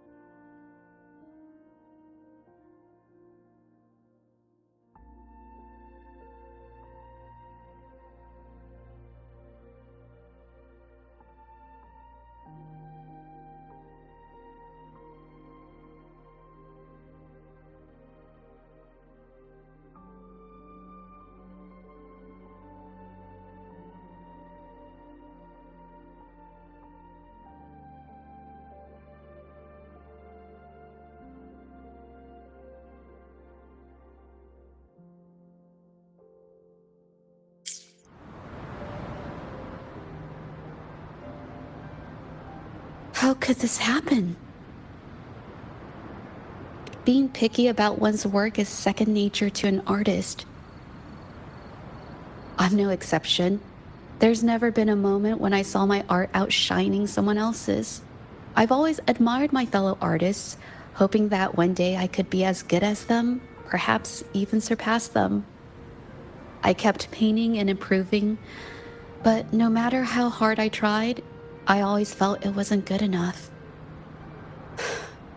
This needs to be refined. It's not quite there yet. Still short of perfect. Will my client be disappointed? I had these kind of thoughts every day while I painted. It started creeping into my daily life too. It's true that one might find motivation in these thoughts, but they can also lead one astray. I felt trapped for ages until I finally figured out the path I ought to follow. Embrace my emotions fully and create the art my heart yearns for. This is of the greatest importance to me. But if I found myself in the same situation as Ming Yang, perhaps I'd react similarly and lose my way. She was forced into this and was looking for a way out. I can't just turn a blind eye and let them charge her. There must be a way to uncover the truth and save her.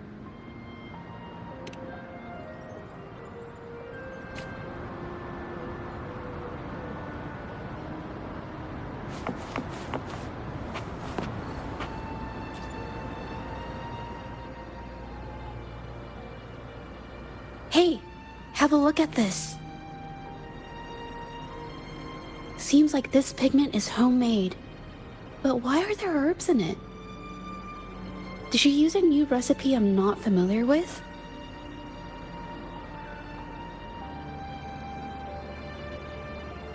Medicinal herb residue. She must have been making medicinal remedies recently. This must be the leftover residue she didn't get around to cleaning up. These herbs were used for medicine. Oh, so those plants I saw in the pharmacy weren't just for decoration. I've never tried myself. When I get sick, I usually just wait it out. My family always brought me remedies and soups. I never thought about how they were made. Sorry, I'm just not very experienced.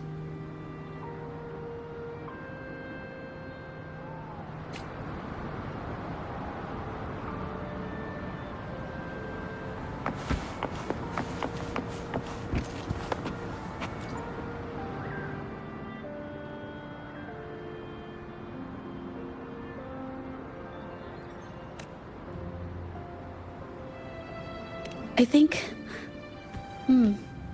No, I might be wrong. Nothing. It's just a thought. I might be wrong.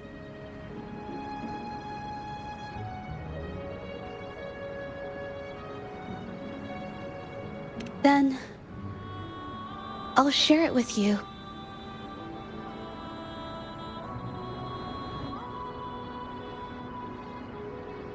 The vase must have been on that cabinet, judging by where it fell.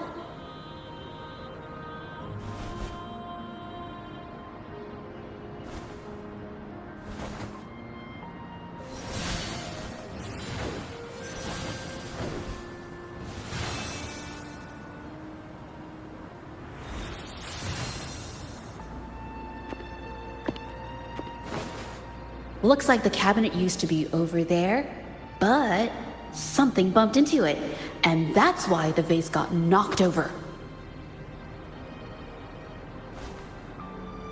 I bet the water on the floor is from the fishbowl. Huh. Well, why is that watermark in the shape of a gold puff? Okay, I figured it out. That must be the reason. Rover will definitely be impressed with my deductive skills.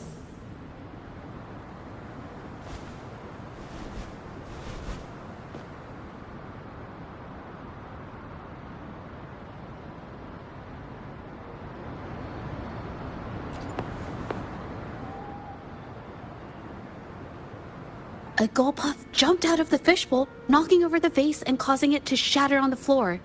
Then it landed on a pile of paintings.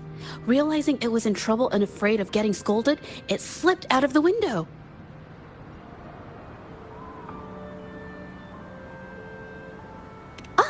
Why wouldn't they? My family used to have an aquarium at home with lots of gold puffs. I thought it was a popular trend. Sorry, I need to improve my investigation skills.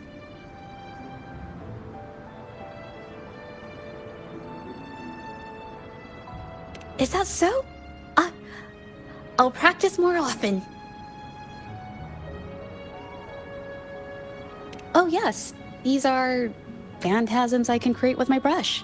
They only exist for a short while. I haven't done this for a long time. I'm a bit rusty now. Yes, I rarely need to use my forte in daily life. When it comes to painting, I prefer the traditional way. It helps me to understand my progress and improve my skills. An artwork created with forte is indeed mesmerizing, nearly flawless, but that's not my goal. So, I've used this ability less over time. But it's fine to use it for the investigation.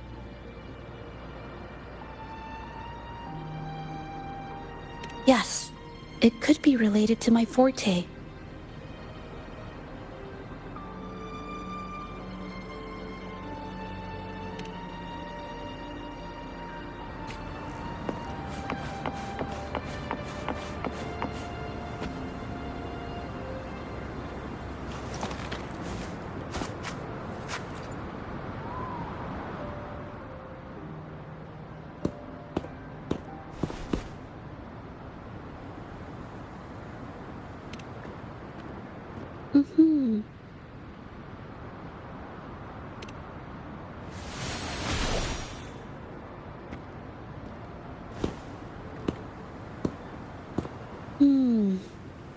Someone broke into the studio looking for something, or trying to steal something.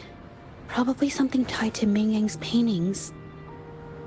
However, they were startled by something unexpected, and in their panic to escape through the window, collided with the cabinet, causing the vase to fall.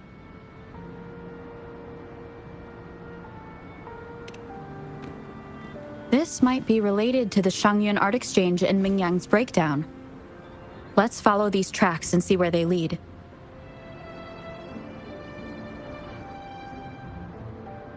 The clues from the studio led us to an exiles camp. There, we found new clues that pointed to a hidden player behind all of this.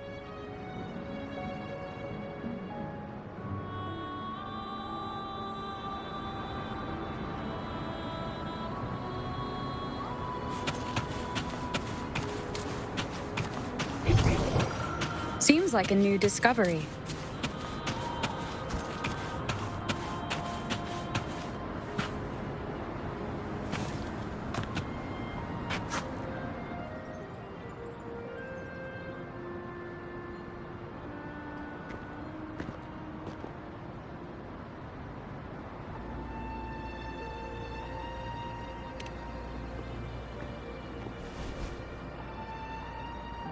The trolley is worn. Maybe it carried something very heavy.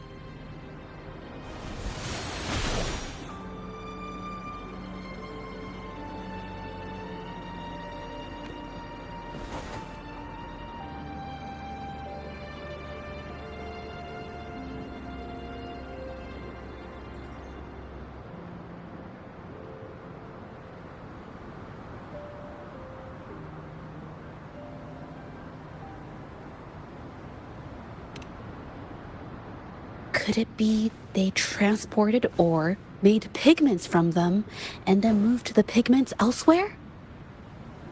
Could the buyers Mr. Shilang mentioned be the ones who stole the ore?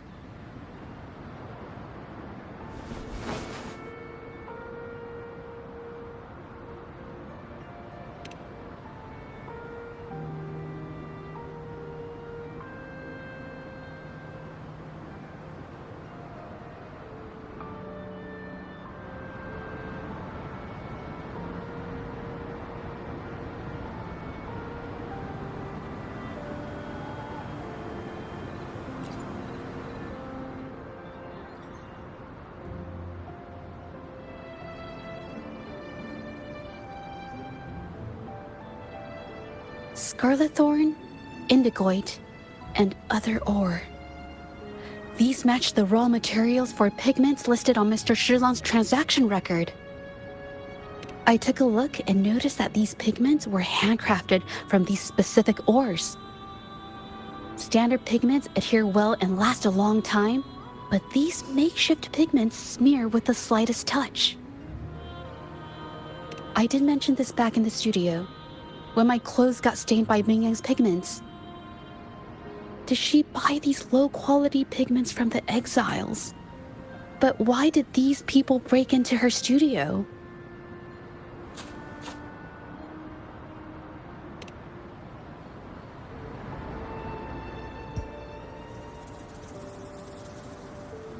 Who are you?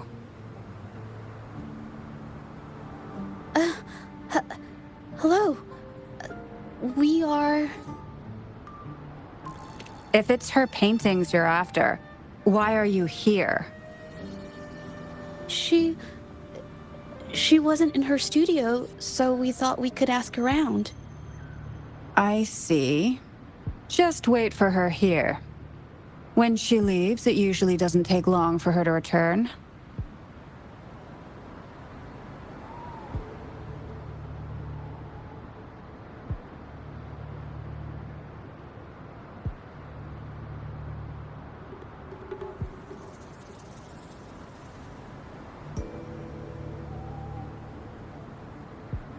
Know her?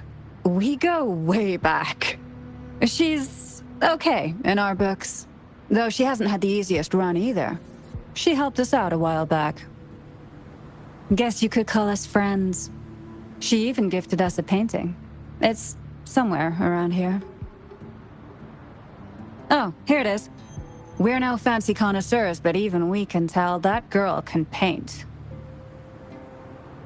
I kinda like it myself. It's lively, bright, almost like you could touch the freedom and joy she felt painting it.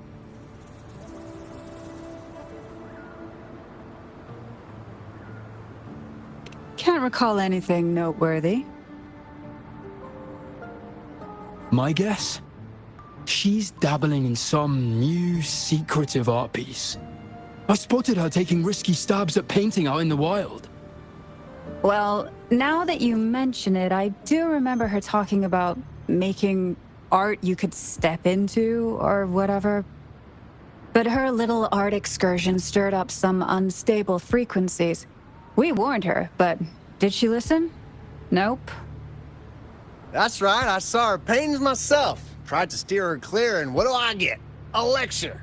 Artists. Always on their own wild wavelength, aren't they? Sorry to interrupt, but mind if I ask what you normally do for a living? Us? Oh, the usual. A bit of hunting, some gigs here and there. Just the everyday grind.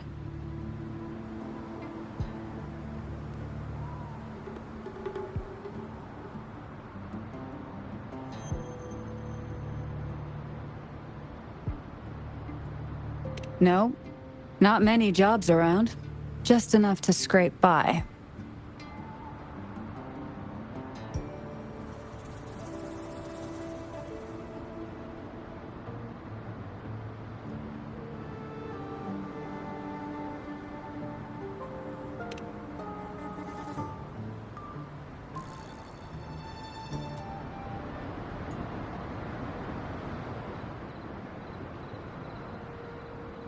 I have an idea.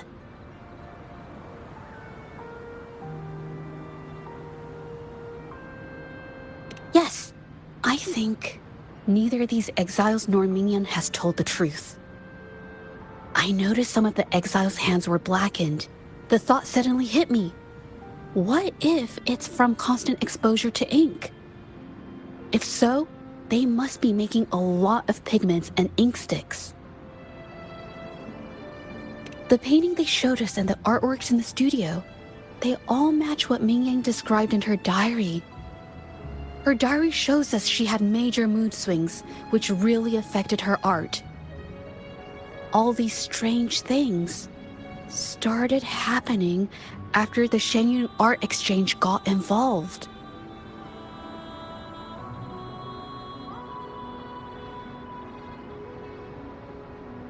Good idea.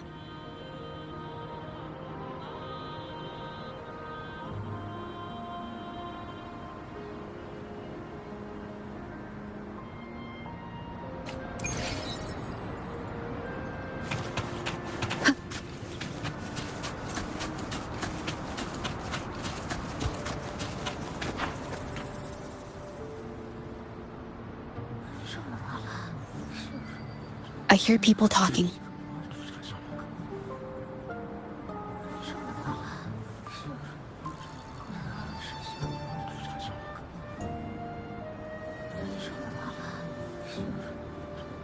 Okay, I'll use my terminal to record it, just in case.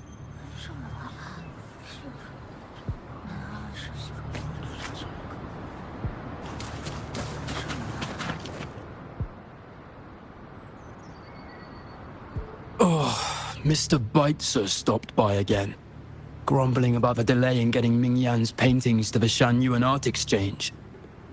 If Yin Feng hadn't pushed her, she wouldn't have gotten hurt. Now she can't even paint, and our order is gonna be late.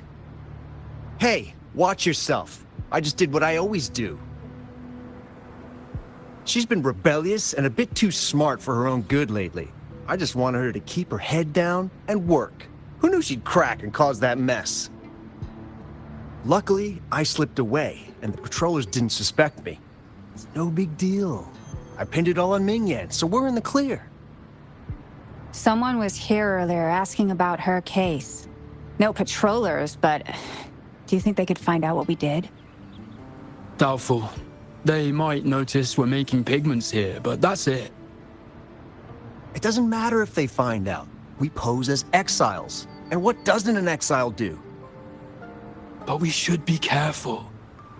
Remember what Mr. Beitzer warned us about? Keep these things on the down low. And if anyone finds out, they can't be allowed to trace it back to the Shanyuan Art Exchange.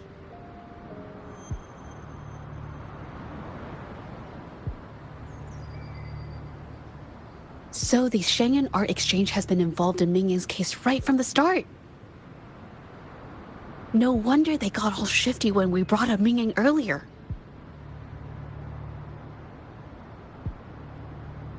Yin Feng.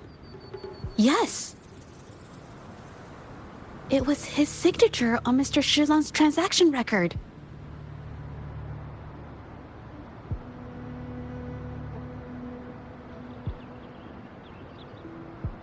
When I asked him about the incident, he put all the blame on Ming Yan, saying she had ulterior motives. The exiles we questioned during the day did the same, trying to divert attention and cover up their own involvement at the scene in the first place. These distractions led us to concentrate solely on Ming Yang, ignoring other possible angles. I have a theory, but we need that batch of paintings they mentioned to test it. But there's so many more people in the camp now. How should we get in?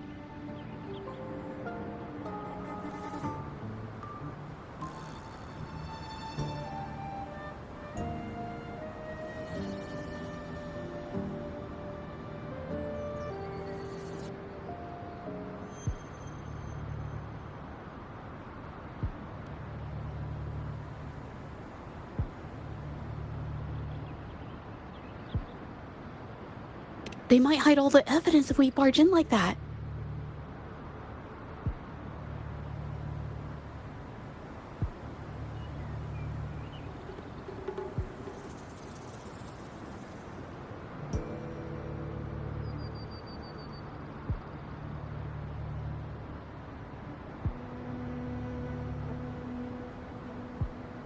Okay.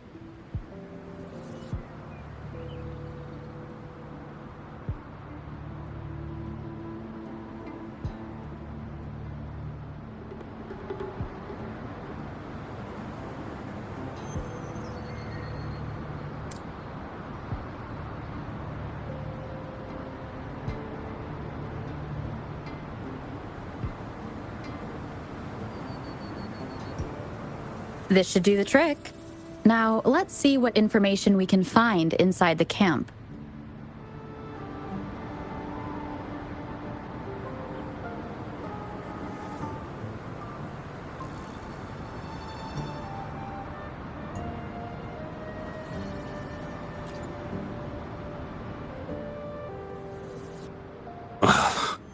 Never thought I'd get worn out from something this light.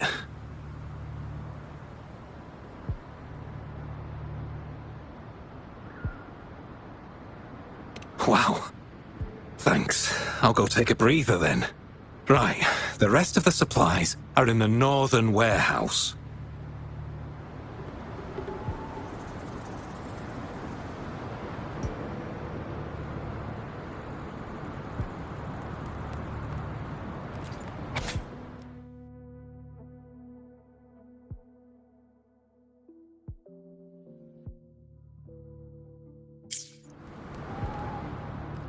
I can't believe the number of painters involved.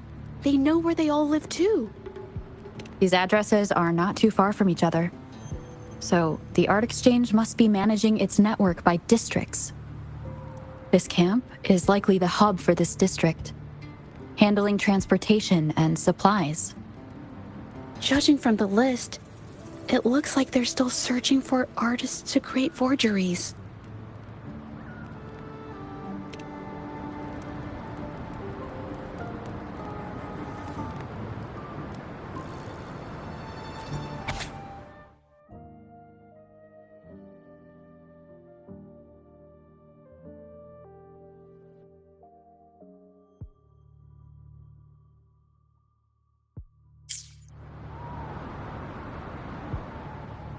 These paintings are all fakes. I don't remember the real ones circulating the market. How has this managed to be kept from the public for so long?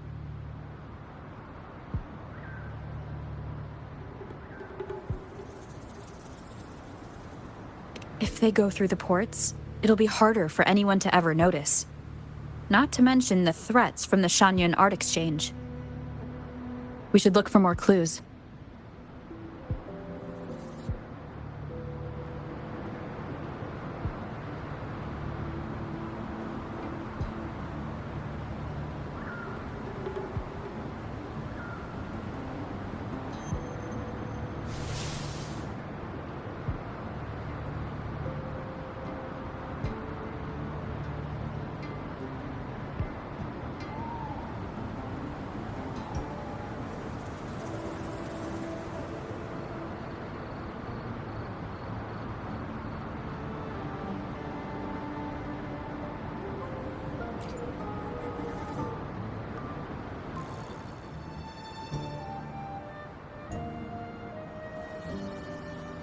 I want out of this.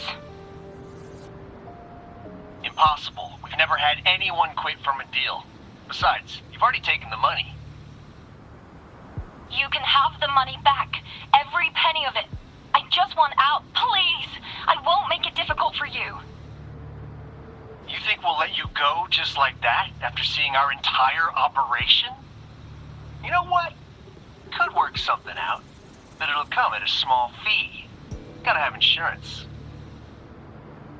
What do you want? A dead person tells no tales.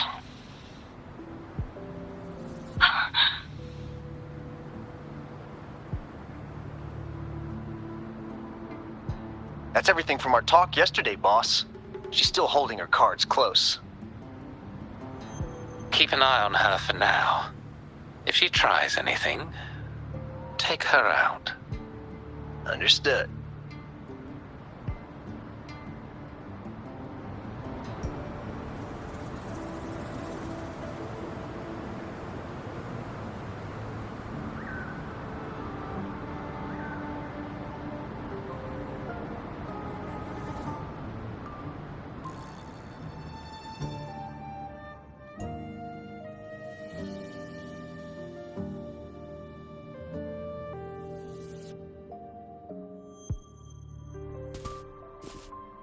This must be the warehouse they were talking about. There's still some leftover ink lying around.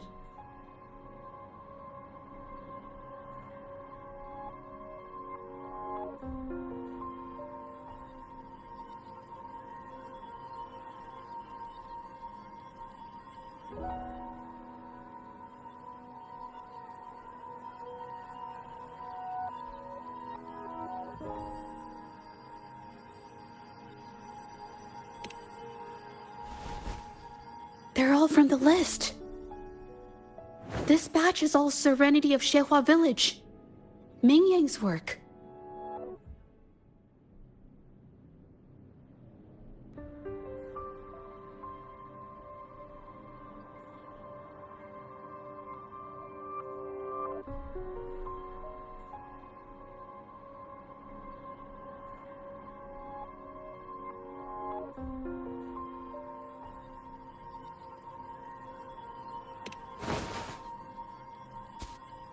These aren't just simple copies anymore.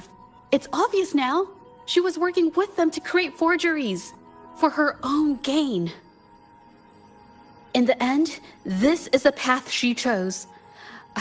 I suspected as much, though I couldn't quite... I wasn't sure until I saw the paintings myself.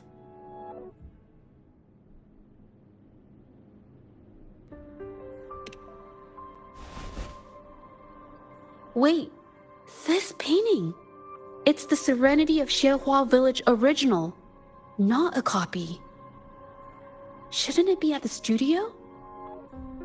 Oh, I see it now. This was the painting they stole from the studio.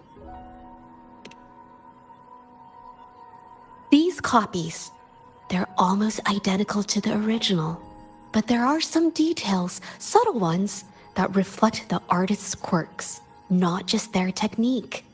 The painter copied them well. But if you look closely, you'll find that the finishings are a bit, more rigid in some areas. Well, that's because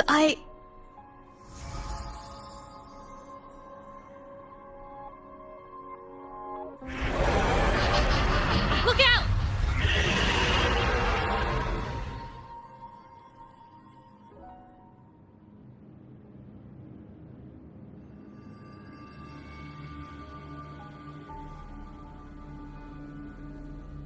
Leave it to me.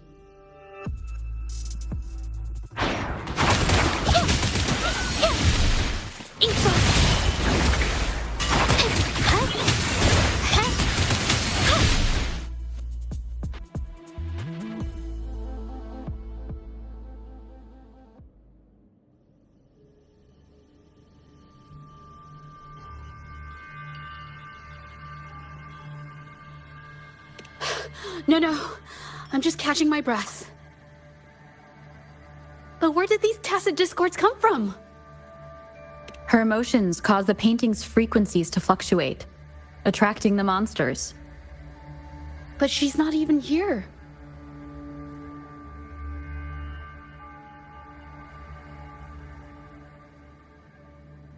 It's just... I'm not really sure why her mood is, reacting to us. Maybe... Could it be because I'm here? She did see what I could do with my resonance ability once. Ever since I saw her diary, I've been wondering. Maybe it was seeing my ability that inspired her to start creating those phantasms. Maybe that's why she began to lose herself in her art. It seems like all those accumulated emotions just burst out whenever we get close to her or one of her paintings. It's all my fault. But... more exiles from the art exchange.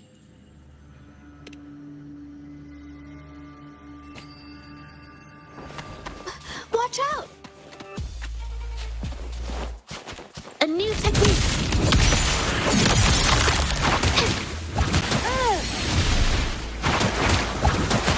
I can't believe it.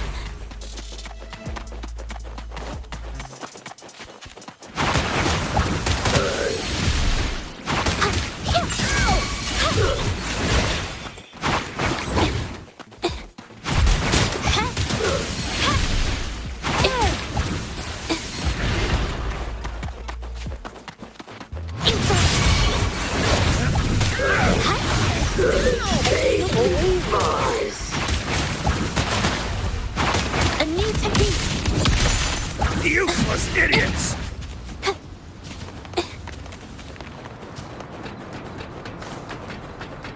Watch out!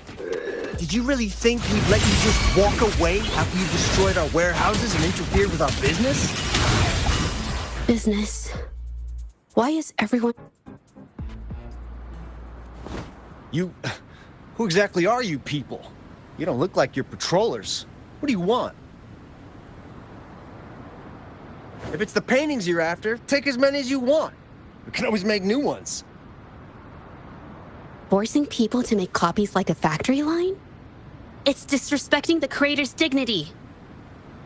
It's just a couple of stones and trees on a piece of paper, for crying out loud. Even I could draw one with the flick of a wrist. Who cares if they're real or not? For the amount of paint and ink that goes into them, I'd even go so far as to say paying those painters 20 credits each is a ripoff. How could you measure the value of creation in such a way? Oh, so you're also here for the money. Look, name a figure. We'll pay double if it'll make you shut up. How does that sound? Take it and scram. That's not what I meant. Then what the hell do you want from me? I want to expose everything to the public.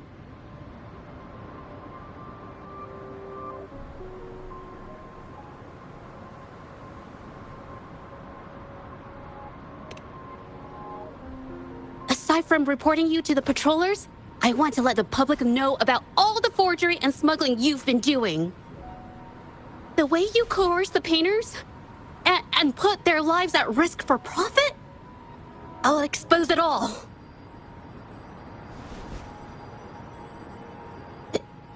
Is something wrong?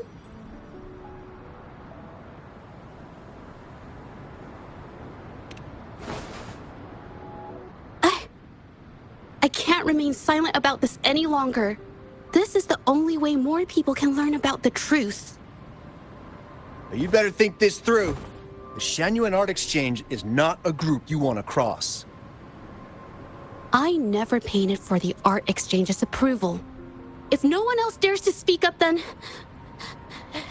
I'll be the one to do it.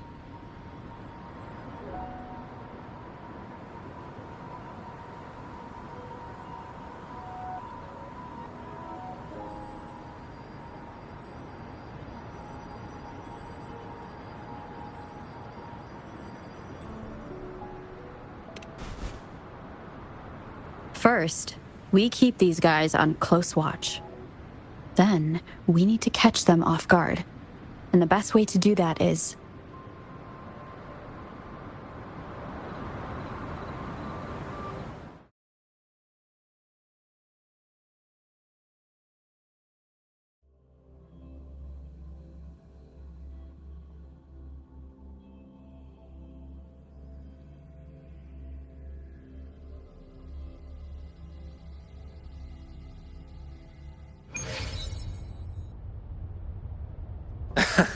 Well, that's quite the story. At best, this merely proves our involvement in the incident, yet the real culprit remains unknown. Your accusations are groundless. Allow me to remind you, she was the one who created those paintings, insisted on selling them, and concocted the entire terrifying incident. Do you honestly believe her paintings would have earned a single penny without my intervention? No. Mr. Baitze, you're changing the subject. How ungrateful. She ensnared us in this debacle, and now you dare to lay the blame at our feet. Before we proceed, I wish to present this audio recording to the court. Oh, Mr. Baitze stopped by again, grumbling about the delay in getting Ming Yan's paintings to the Shanyuan Art Exchange. If Yin Feng hadn't pushed her, she wouldn't have gotten hurt. Now she can't even paint, and our order is gonna be late. She's been rebellious and a bit too smart for her own good lately. I just wanted her to keep her head down and work. Who knew she'd crack and cause that mess? Mingyan was initially only making copies. Everything changed after you stepped in. Trickery, misinformation, and later on even threats. She was led down the path of forging artworks for you. I do understand that if her own heart hadn't wavered, none of this would have happened. But there was already no turning back by the time she wanted to quit. So, saying she was the mastermind behind it all, that's just not fair.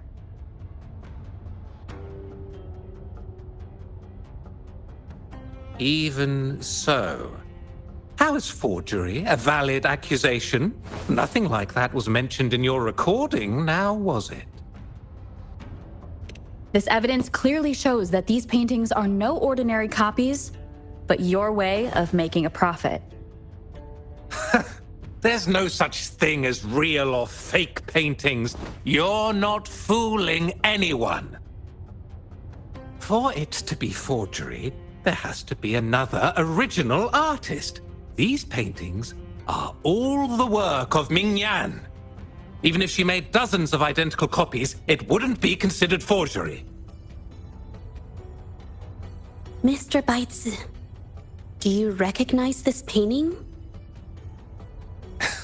Well, of course.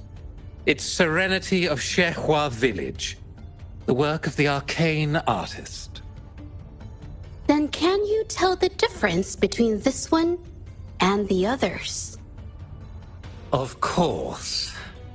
This piece possesses a lifelike quality unmatched by any other, all thanks to the resonance ability of the arcane artist, Mingyan.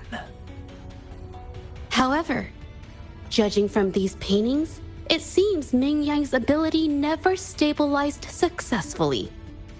Except for this original piece. What does this have to do with anything? Do you have solid evidence to prove the differences between these paintings? What you're saying is all speculation. There's no guarantee a painter won't make mistakes, is there?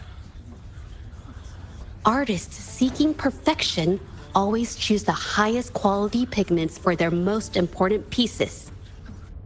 During our investigation of the studio, I accidentally got paint on me and discovered something interesting about the materials used in these paintings.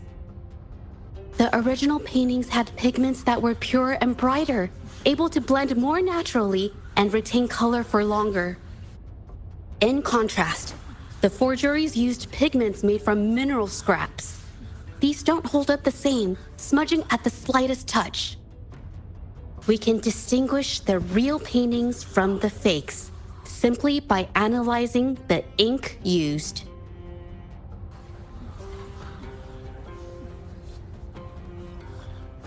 Doing so only proves the so-called original painting is created differently from the others.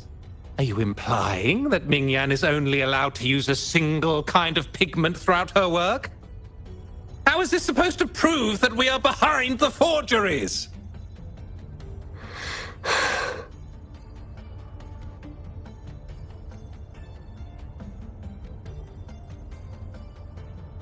Because the original creator of Serenity and Shehua Village is me.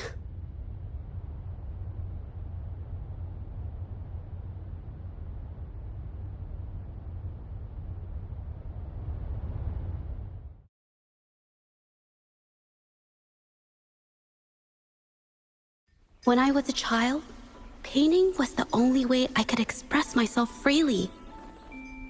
Everything I did and didn't understand, it all flowed through the tip of my paintbrush. All that I saw lived within my paintings. Whatever I thought, I painted into reality. This power to turn fantasies into reality gradually caught the interest of many. Tales of the arcane artist spread far and wide. I took great joy in my skills improving. However, I discovered, to my dismay, that my parents were using my creations to turn a quick profit. They were sold at unbelievable prices.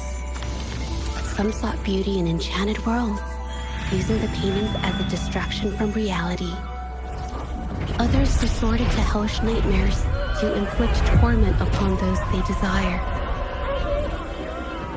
My own abilities had led my paintings astray. They were being exploited, and everything was spiraling out of control. After I realized this, I began to fear holding a brush.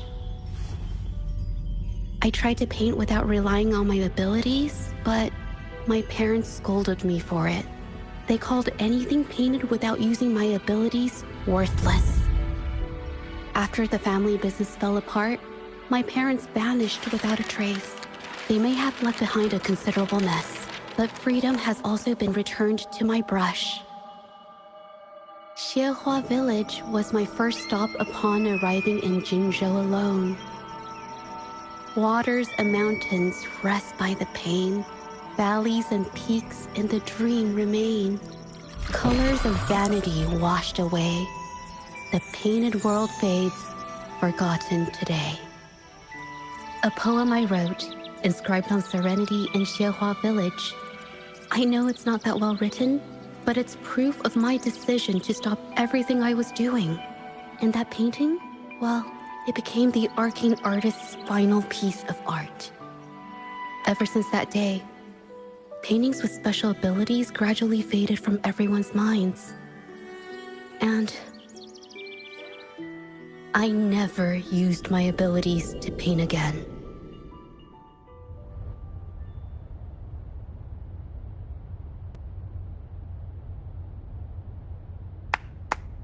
Well, that was certainly a touching story. But I'm afraid your words alone won't be enough to prove you created this painting. Madame Juyao, to prove my statement, I request your permission to use and paint with one of these copies. Granted.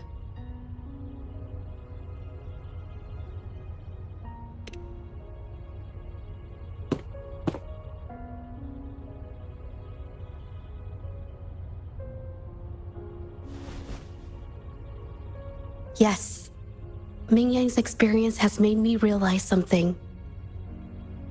To create art that truly resonates, I must first accept myself. The paintings I drew in the past, they were heartfelt creations, pieces of my life. They formed my past and shaped who I am today. It's not just about proving a single painting. It's about so much more. If my forte is the cause behind all this, then I must take responsibility. I can't just let this go on and hurt others.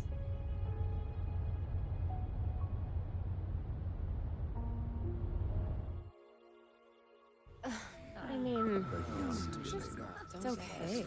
Just, I don't know, it just doesn't really seem that special to me. Maybe I just don't get it.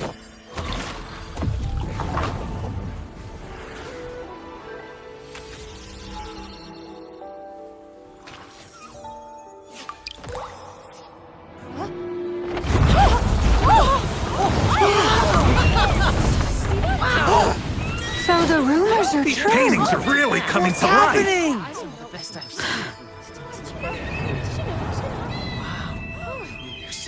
Why is the world inside this painting so distorted? Spectacle is born from the mind. This place must be a manifestation of Ming Yang's mind when she created it. Why? Wait, did you hear something? Did you? I painted it exactly like hers. That voice. And why is everyone still praising her work? It's all right. It's okay. She's gone now. Soon, I'll be an even better painter than she ever was! Watch out!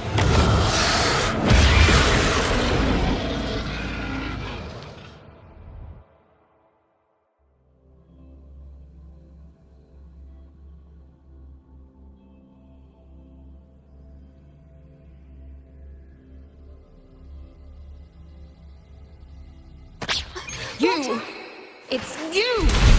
I've already done everything I can! Why are you still better than me?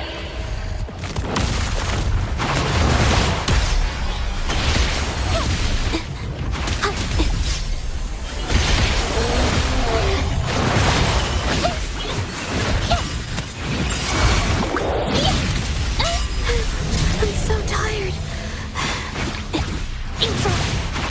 A new technique. Wind falls, waves follow.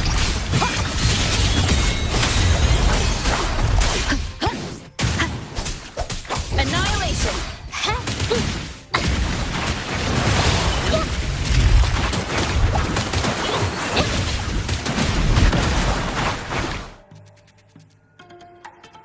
Watch out!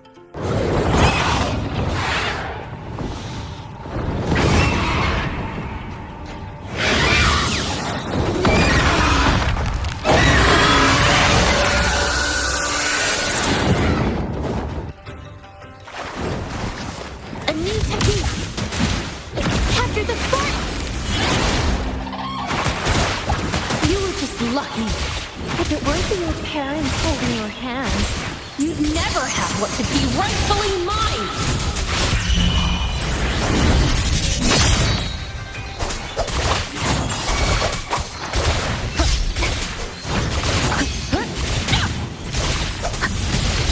Tempest of slashes. Whirling up! System integration. Soul sing in harmony! To the Savior's victory! Not on! Heroes on! Lights up! Blinders checked. Hopefully this helps. A new technique.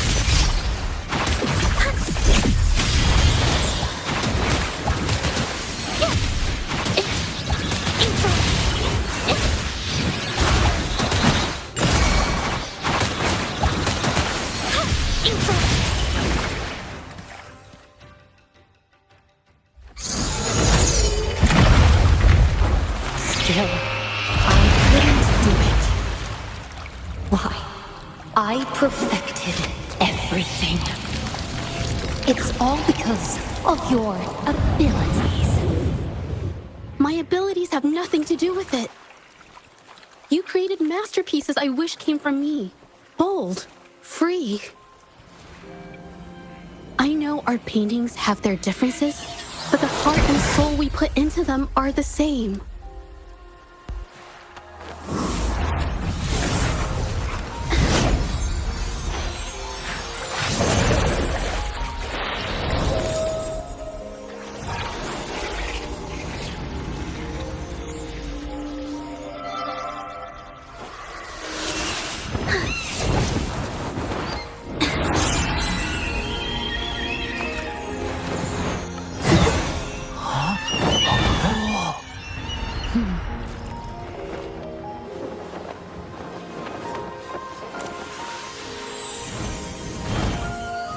You shouldn't see me as a model to follow. Only when you connect with your truest feelings can you create an exceptional piece of art.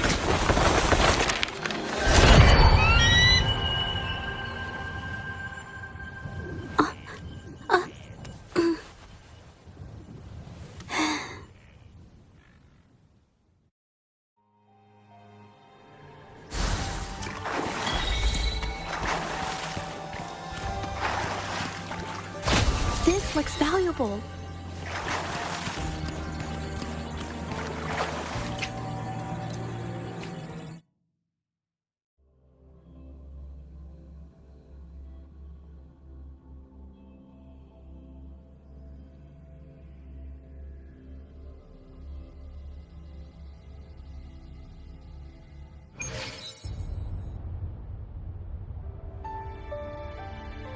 When I learned the truth, I was heartbroken. I believed that by sealing my forte, no one would get hurt because of my paintings. I never expected them to continue causing harm after all these years.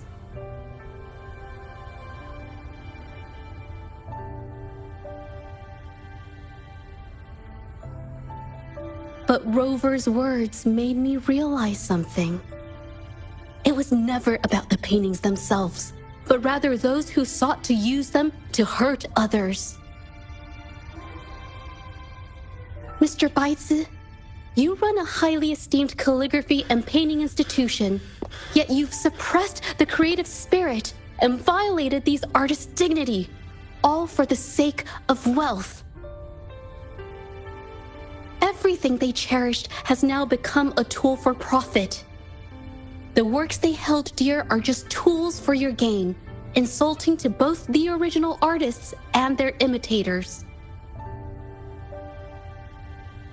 Set before you is the original painting from many years ago, and the one I've just completed.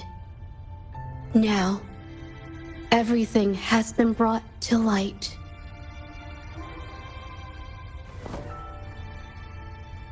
We received word from the Public Security Bureau 10 minutes ago that they have taken the exiles into custody and found the location where the paintings were hidden. Mr. Baitsu, do you have anything else to add to your defense?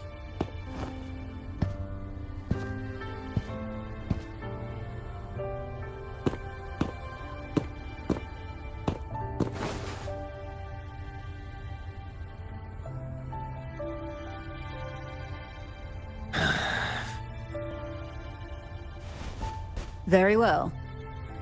We will reevaluate Mingyan's charges, determine the Shangyun Art Exchange's involvement in the incident, and conduct a comprehensive investigation as soon as possible. This hearing is adjourned.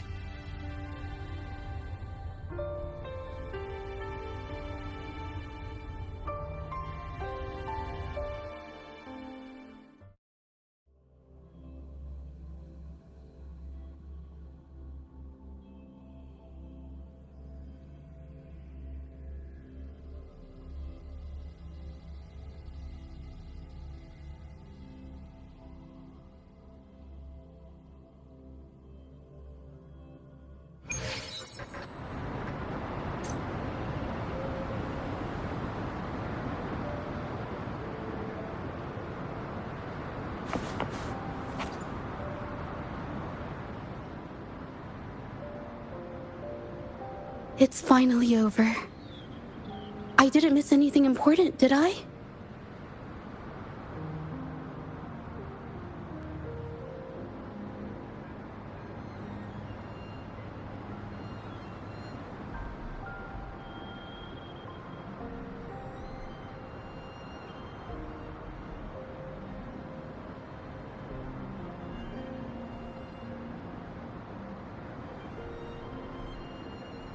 Huh? No, not at all. I was just coming up with things to say as I went. My palms were sweating the whole time. I definitely couldn't have done it if you weren't there with me. Thinking about the feeling when we were investigating the case together is what kept me calm during the trial. What I meant to say is, back then, everything I said felt right. Like I could just be myself around you. It felt so good to be that relaxed. Thank you for helping me through this. You helped me find the courage to believe in myself. Thanks to you, look at everything we accomplished. The Shangyun Art Exchange is undergoing investigation. It'll be the end of their businesses. And the painters they coerced are finally set free. Thank you. I haven't felt this happy in a long time. I want to pay Mingyang a visit. After all, she was involved in all of this, and I want to tell her everything. What do you think? My commission started with her, plus you and I solved the case together. Why don't you come with me? Is the commission over? Yes. I already had it taken care of the day we found out the truth. All right, let's go.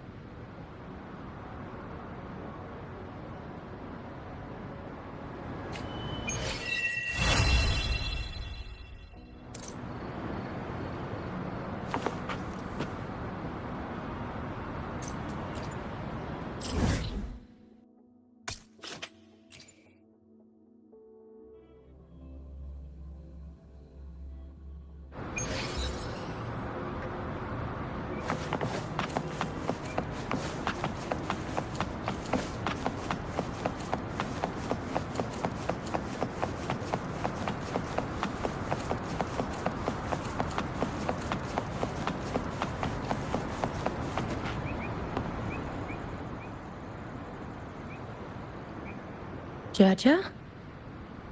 It's been a while. Your injuries. The researchers have taken good care of me. A chat won't hurt.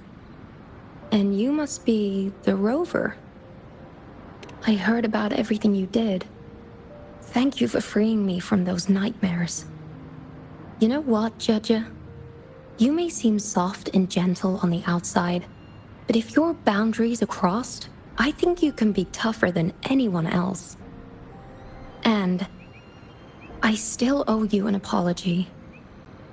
Forgive me, because I was so obsessed with wanting to be you, to be better than you. I've caused you so much trouble. The pain of these injuries managed to put a stop to my obsession with imitating your paintings. Maybe I was never meant to be a painter to begin with. I brought you a gift.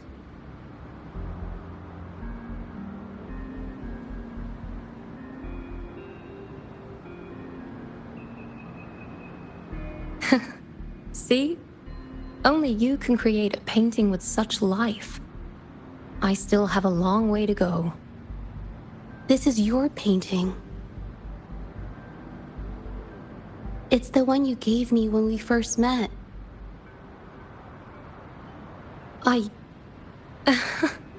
How ironic. I've been trying to imitate you for so many years that now I can't even tell my own paintings apart anymore. Your paintings were never inferior to mine. Just look at this piece. Even you approve of its value. It doesn't matter who painted it. Mingyang, I hope you can find your true self, whoever she is. I know you can do it. Thank you for bringing me this painting. Really.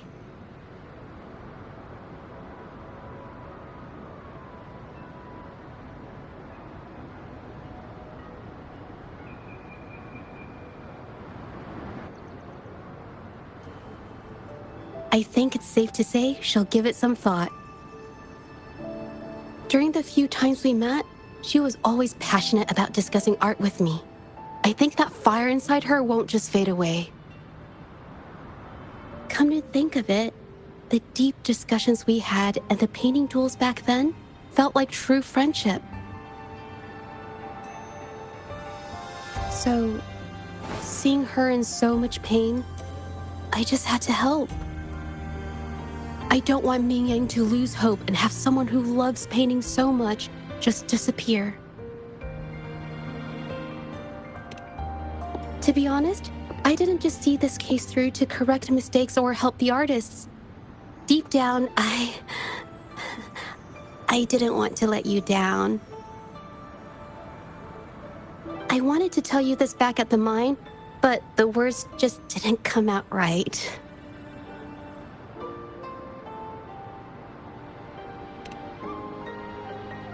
Thank you for being my friend and helping me through all of this, Rover.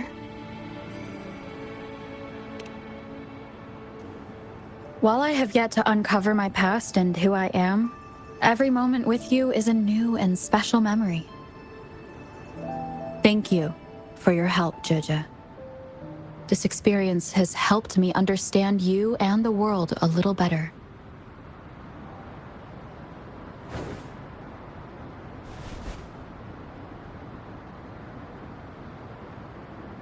You seem to be pretty slow on the news.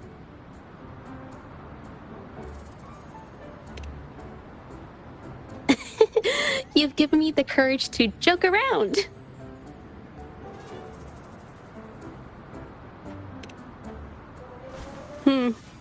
Well. Let's take it slow for now.